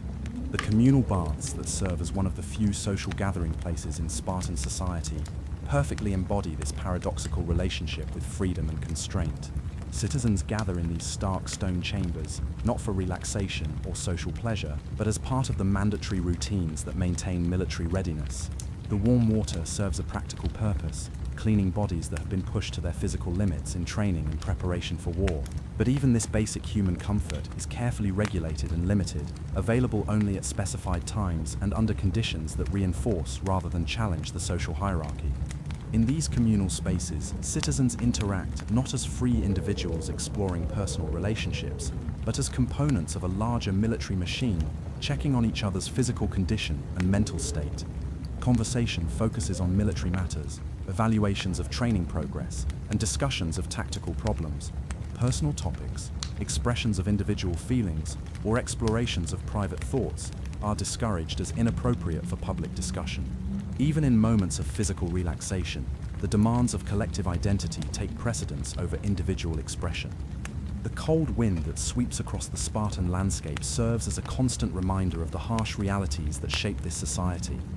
Unlike citizens of other Greek cities who might retreat indoors during unpleasant weather to enjoy warm fires and comfortable surroundings, Spartans are expected to endure discomfort as a form of training for the greater hardships they will face in military campaigns. The wind becomes not an inconvenience to be avoided, but a teacher that builds character and resilience, another element in the comprehensive system of conditioning that shapes every aspect of their lives.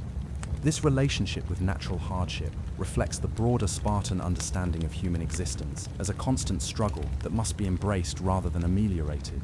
Citizens learn to view comfort and ease not as legitimate human desires, but as dangerous temptations that weaken both body and spirit. They develop an internal voice that constantly evaluates their responses to difficulty, rejecting any impulse towards self-care or comfort-seeking as evidence of moral weakness. The result is a population that has been systematically trained to ignore their own needs and desires in favor of abstract ideals of toughness and endurance. The ownership of one's own life, the most fundamental form of personal freedom, becomes perhaps the most complex and troubling aspect of Spartan citizenship. Citizens discover that their bodies, their time, their energy, and their very existence belong not to themselves, but to the state that has shaped them from birth. They cannot choose to leave Sparta and seek different lives elsewhere, cannot decide to pursue peaceful occupations instead of military service, cannot even choose to prioritize their own survival over the collective needs of their military unit. This total surrender of personal autonomy is presented not as oppression, but as the highest form of honor, the ultimate expression of human virtue. Citizens learn to think of their individual lives as meaningless, except insofar as they contribute to Spartan military success. Their personal happiness, their individual dreams, their private relationships, and their unique talents all become secondary to their role as interchangeable components in a war machine that values uniformity over diversity, obedience over creativity, and collective success over individual flourishing. Even death, that final personal experience that might seem to belong inevitably to the individual, becomes a collective possession in Spartan society. Citizens cannot choose how they die, cannot decide that their lives are worth preserving for personal reasons, cannot make individual calculations about when sacrifice is worthwhile and when survival is preferable. Instead, they must be prepared to die at any moment that the state deems their death useful, whether in battle against external enemies or as punishment for failing to meet the impossible standards of Spartan perfection. This ultimate surrender of personal agency creates a form of psychological prison that is perhaps more effective than any physical constraint. The Spartan citizen, who has been conditioned from birth to value collective goals over individual desires, finds himself unable to imagine alternatives to his current situation, unable to conceive of forms of freedom that might involve personal choice and individual self-determination. He experiences his limitations not as tragedy, but as triumph, not as loss, but as achievement, not as imprisonment, but as the purest form of liberty available to human beings. The sun is barely up, but you are already awake. You've been awake for hours. Sleep doesn't visit easily anymore. Not for a Spartan in his final years of service. Not when every day might be your last. And somehow you welcome it. Your armor waits beside you. Dull bronze, worn leather, repaired more times than you can count. It doesn't shine like it did when you were younger, but neither do you. Shine is not what Sparta values. Endurance is. Today, you march. Where to? No one says. It doesn't matter. Spartan soldiers don't question. They obey. They carry forward. There's a word in your language, eusebeia, piety. Not just toward gods, but toward laws, customs, and duty. It lives in your bones. You never think to resist it. So when the errands tell you to form up, you do. When the horns sound from the city square, you move. When the king himself walks past you, silent and grim, you follow. This is not a battle of excitement. This is not a glorious campaign with poets trailing behind. This is Sparta's burden. A necessary march, a reminder to the world that your city still breathes. Your shield is heavy, not because of its weight, but because of what it carries. The promise that you will not return unless victorious, or not return at all. It is a round slab of wood and bronze, passed down to you, and perhaps one day from you, but never discarded, never dropped. That is the law. A Spartan who loses his shield, loses his honor, his citizenship, his name. You adjust the strap. The leather bites your forearm like it always has. You do not flinch. You march. Each step is a drumbeat of discipline. Sand crunches beneath your sandals. The rhythm of your phalanx is unbroken, perfect. It is a language of silence, of movement, of trust. You don't speak. You don't need to. You have fought beside these men for years. You know the way each one breathes, the way they shift their weight, the way they brace when danger nears. They know you too. Your scars, your habits, your steady calm when the air thickens with arrows. Together, you are a wall. Sparta's true weapon is not the spear, not the sword, not the armor or the gods.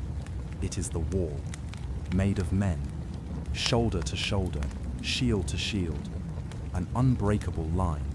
You were trained for this since birth, since the agoge, since those cold mornings when you were beaten for blinking during drills. And now, here you are, not a boy, not a man even, but something else, something forged in fire and fear and silence. A Spartan. The march continues for hours. No one complains. Not because it's easy, it isn't, but because complaint is a stranger's tongue. It has no place here. At midday, you pause. You don't sit. Spartans don't sit on campaign. You drink water, just enough. You eat dried figs and olives, just enough. Your eyes scan the horizon. A scout returns, dust on his legs, sweat painting his tunic.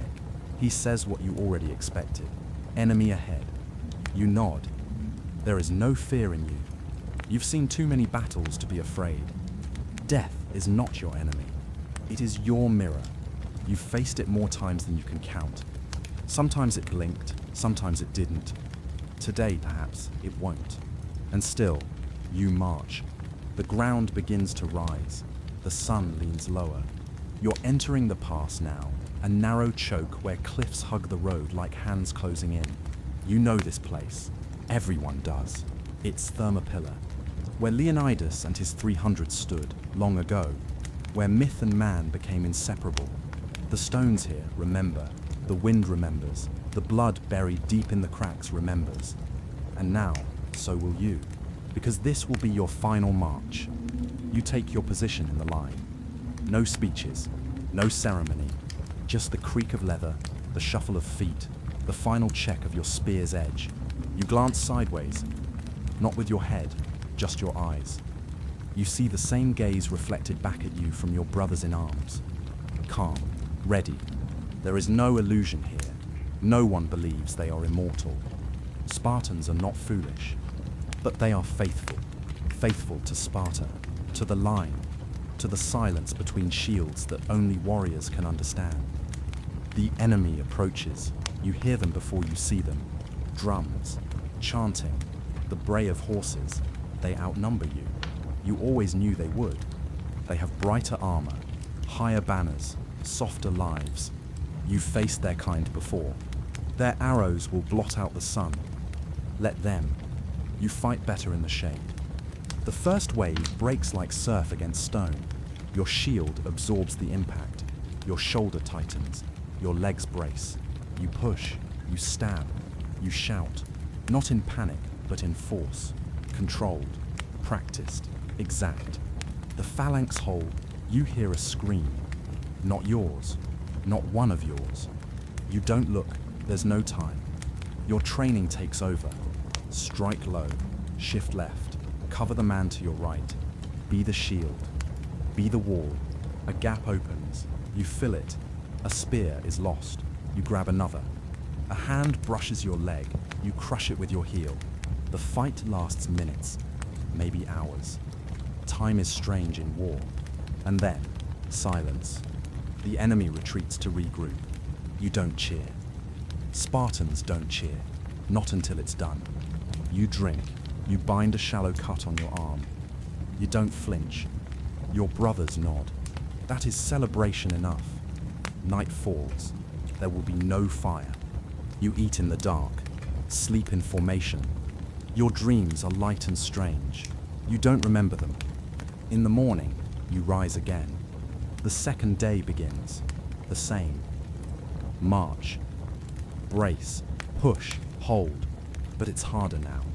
There are fewer of you, and more of them. You see younger Spartans falling beside you. Some hesitate, some break. You hold. You always hold. Your arm burns with effort. Your breath shortens. Blood trickles down your side.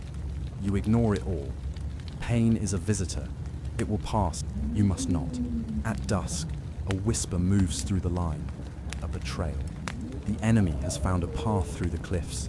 They will flank you. Your end is coming. But you don't run. No one does. Instead, you form up one final time. You adjust your shield, tighten your grip, and wait.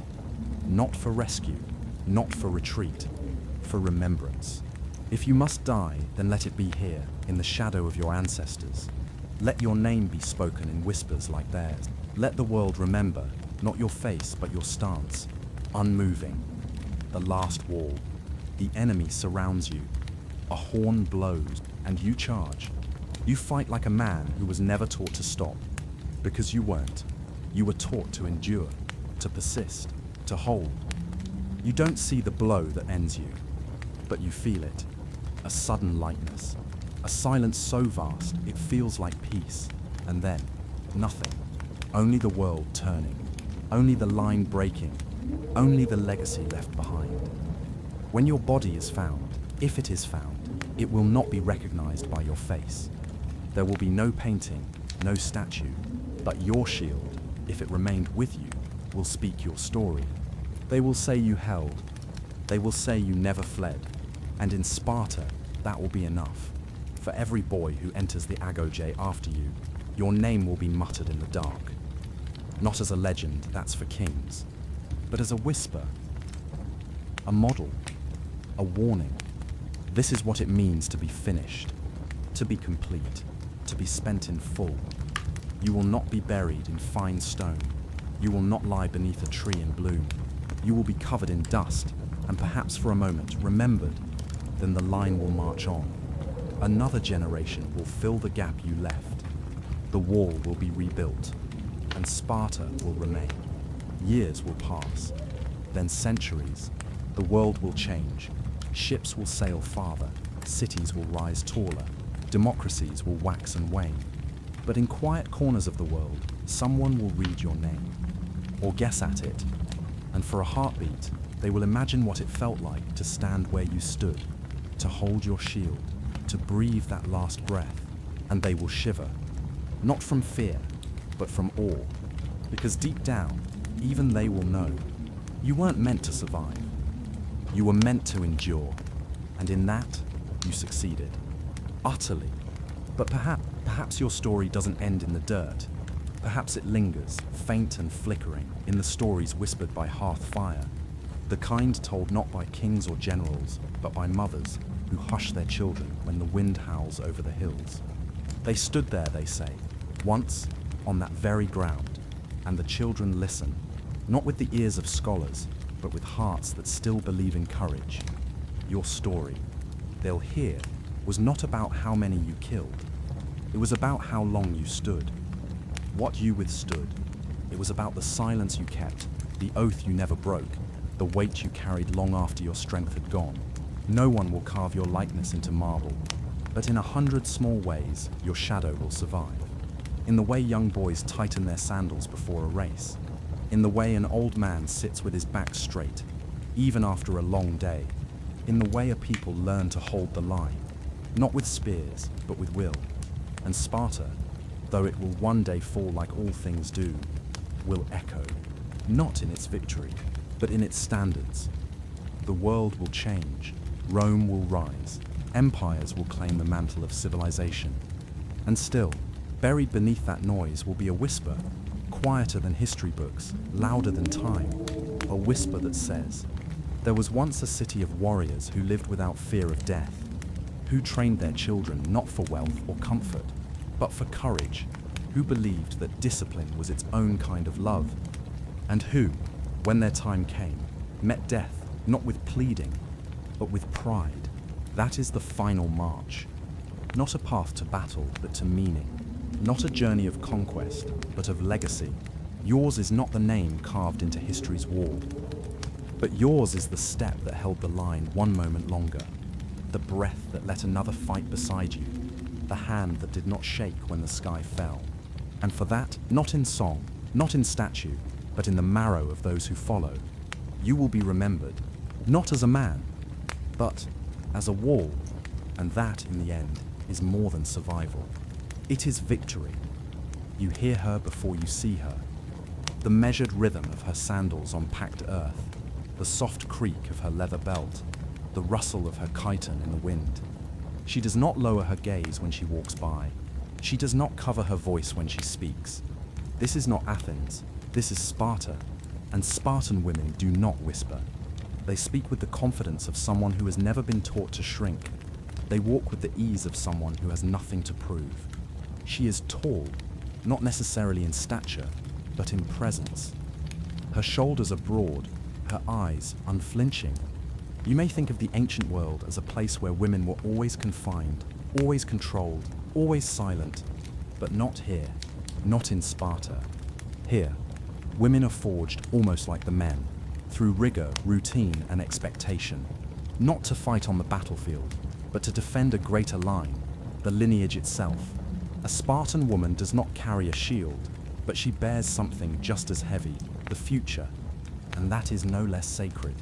From the moment she is born, a Spartan girl is not treated like a delicate flower.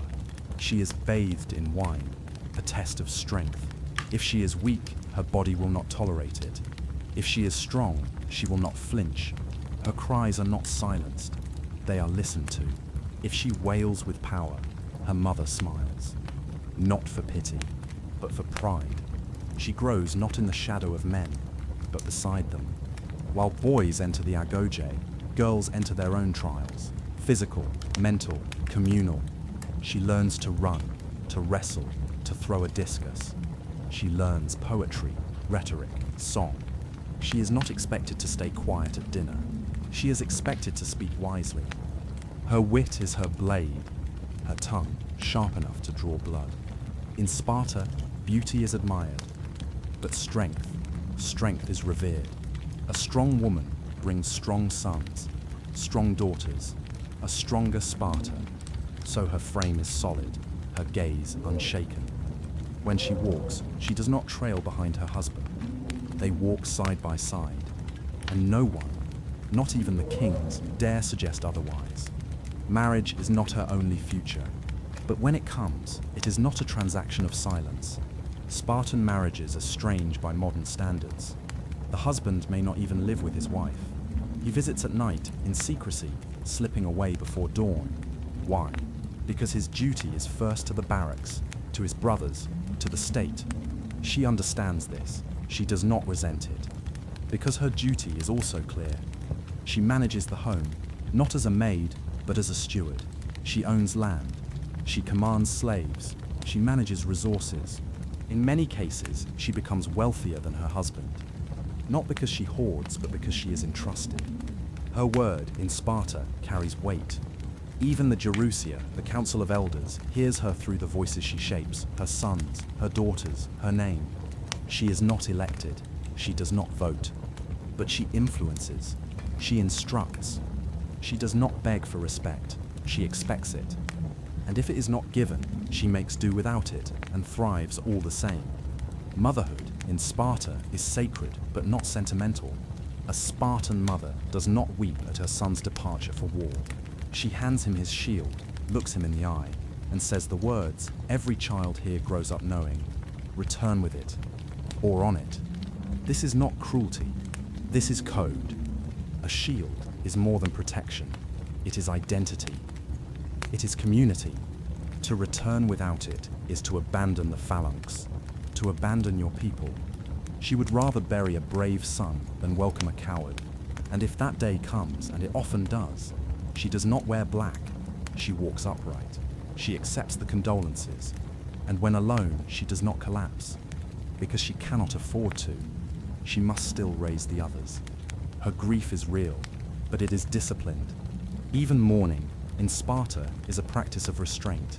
She does not mourn loudly. She does not tear at her clothes. She continues.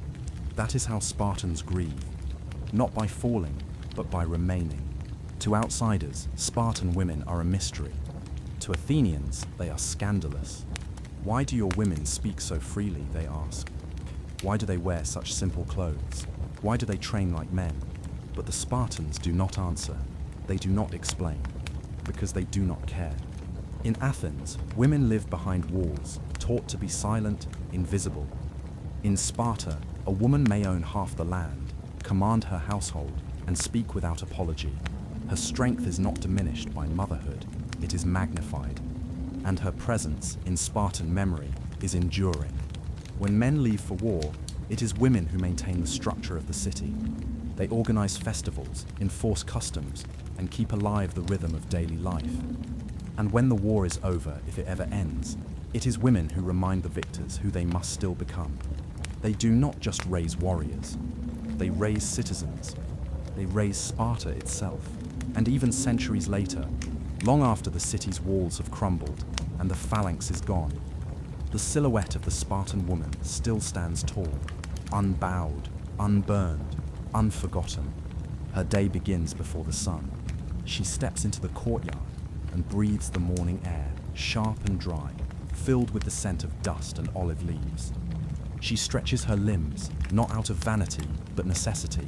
Her body is not ornamental, it is functional. She eats sparingly, bread, cheese, maybe figs. Then she trains, a short run, lifting a weighted disc, a bout of wrestling with another woman, equally lean, equally focused. Her daughters watch, not to be entertained, but to be prepared. Later, she attends the household, not with frantic worry or passive detachment, with order. She knows the inventory of their stores. She inspects the slaves. She questions their work, their intent, their pace.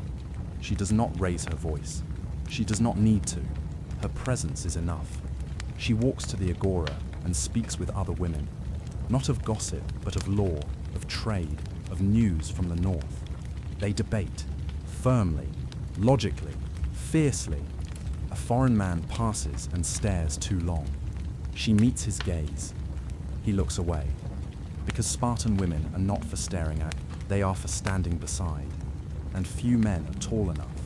In Sparta, the measure of a woman is not her softness. It is her spine, a straight back, a direct gaze, a clear word. These are her virtues. She does not believe life owes her comfort. She does not pray for ease. She prepares for difficulty. And she teaches her daughters the same, not through sermons, but through her walk, her choices, her poise. A girl grows up in this world with no illusions. She knows childbirth may kill her. She knows war may take her sons. She knows age will not spare her body. But she does not cower. She does not beg. She persists. In Sparta, even girls are warned, if you cannot endure, you will not remain. That is not punishment. That is truth. And truth, here, is never coated in sugar. Even Spartan lullabies are different. Not soft melodies of moonlight and dreams, but chants of rhythm and courage. Be strong, be true, be proud. These are the words whispered into her ears as she sleeps, and one day she will whisper them too, over a cradle, over a grave, over the bones of a world she helped shape. She ages, but she does not wither. Her hair grays, but her voice remains steady. Her skin weathers, but her stride stays firm. She becomes an elder, not a relic, but a pillar. Younger women sit at her feet, not in servitude, but in reverence. They ask questions. She answers with stories, short, sharp, unadorned. She does not preach. She recalls. Her memories are not draped in sentiment. They are clean, clipped, direct. This is what I did. This is what I learned. This is what you must know. No flattery, no indulgence, only what is useful. Her value does not diminish with time. In fact, it grows because in Sparta, wisdom is earned by surviving. Not just war, but life itself. By holding firm, by raising others, by bearing pain without spectacle. She is not praised for being quiet.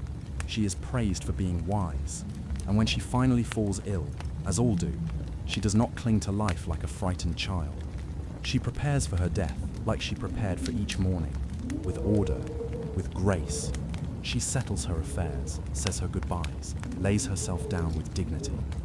And when she passes, there are no temples, no golden tombs. But her name is spoken, her deeds remembered. Her daughters echo her step, and Sparta remains. Centuries pass. Empires rise and fall, languages change, borders shift, but the idea of the Spartan woman endures. She lives on in sculpture, not as a goddess, but as a figure of form and focus. She lives on in the quiet comparisons drawn between myth and memory.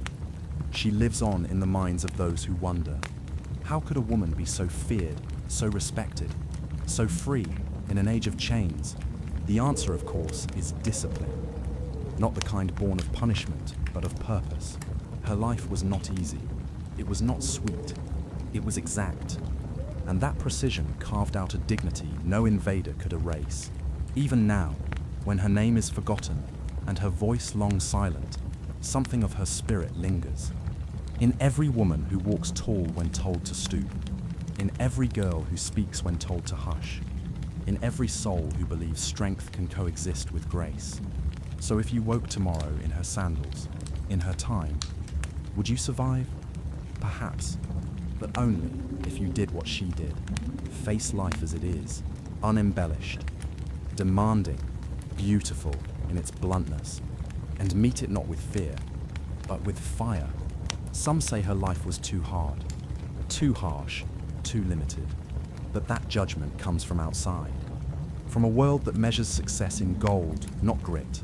In Sparta, the currency was character, and she had it in abundance. She did not need applause. She needed only the quiet sense that she had done her part, that she had kept her place in the long, unbroken chain of Spartan endurance. And so when the modern world looks back and wonders at her, this woman without luxury, without comfort, without freedom as we define it, they miss the truth. She was free in a different way, free from vanity, free from excess, free from the belief that happiness comes without hardship. Her joy was earned, not gifted. Her pride was quiet, not performative. And in that silence, in that steadiness, she shaped a civilization, without marching into war, without writing her name in stone. She simply lived as only a Spartan woman could, and that in the end is why you wouldn't survive a day in her sandals. Because surviving, for her, wasn't the point. Living with purpose was, you wake up, not in a Spartan barracks, not on a battlefield, not beside a smoldering hearth. You wake up now in the present. But Sparta still lingers. Not in marble columns or preserved ruins. Those are Athens' gifts. Sparta left no great libraries, no sprawling temples, no epic poems attributed to her citizens. And yet, we remember. Why? Because Sparta did not try to impress history.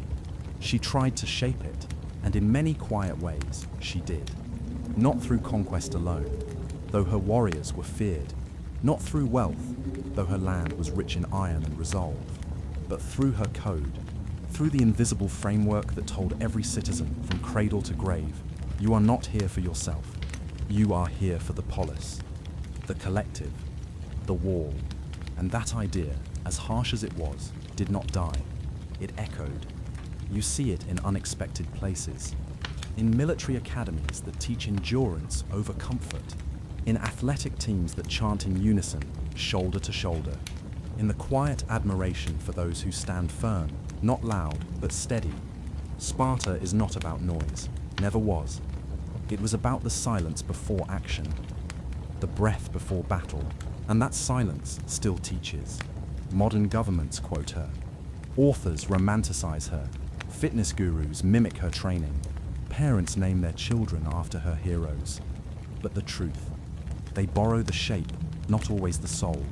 Because the real Sparta was not glamorous. It was brutal, demanding, raw, and yet there is something about that rawness that draws us still. We live in a time of comfort, of cushions, of options. And so the Spartan way whispers to a deeper place in us, the place that wants to be tested, stripped down, found capable. Not because we must, but because we wonder, could we? Could we walk barefoot across the stone yard? Could we sleep without warmth? Could we choose duty over desire? Could we, even once, live a day like they did, with nothing but will to guide us? We remember the warriors, but forget the farmers. We remember the shields, but forget the sandals worn thin by miles walked to gather water, or wood, or herbs for healing. We remember Leonidas, his stand at Thermopylae, immortalized in stone and story, but we forget the elderly who stayed behind. The women who buried the fallen, the boys too young to fight who still trained by moonlight. Sparta's legend is sharp like the Ziphos blade, but its truth is rounder, softer in shape, made of repetition, sacrifice, endurance. And endurance does not age well in history books. It does not sparkle. It does not entertain. It simply remains. You feel it in the silence after reading an old name. You feel it in the pause before you answer a question that truly matters. You feel it in your bones when you choose something harder, not because it is better, but because it is right. That is Sparta's whisper. It is not loud enough to command a stadium, but strong enough to steady a spine. And that, more than monuments, is what she left behind. You see glimpses of Sparta in moments, fleeting, quiet. A nurse working through the night without complaint. A teacher staying late to prepare, not for recognition, but for duty. A parent waking early, sacrificing sleep for the next generation's chance. These are not Spartans, but their spirit echoes that same unyielding rhythm. The discipline, the devotion, the belief that life is not just about self, but about service. That strength is not how loud you are, but how long you can keep walking through the storm. Sparta teaches, still, but not through speeches, through example. And it teaches best not when glorified, but when understood. To be a Spartan was not to win every battle. It was to face each battle, knowing you might not, and to stand there anyway. Today, we have shields of a different kind. Not bronze, but boundaries. Not spears, but words. Not hoplites, but helpers. And still the question remains, would you return with your shield or on it? Not because someone ordered you to, but because you believed it mattered. Sparta did not fall in fire. It faded, slowly, not with the roar of conquest, but with the quiet erosion of purpose. Its warriors grew fewer, its code less feared. Its unity, once tighter than any phalanx, began to fray. The world changed, trade grew, ideas flowed faster, gold spoke louder, and Sparta, proud and still, could not bend. So it broke, not all at once, but piece by piece, until the echo grew faint, until the name became a metaphor more than a memory. But even in disappearance, something of her remained. She became legend. And in legend, she shaped more than any spear ever could. For Sparta's real power was never in the sword. It was in the spine, in the way people still whisper her name when they speak of discipline, of honor, of standing your ground. She is used now by films, by leaders, by movements, sometimes accurately, sometimes not. But the image of the unflinching Spartan endures. And it endures not because it is easy, but because it challenges us.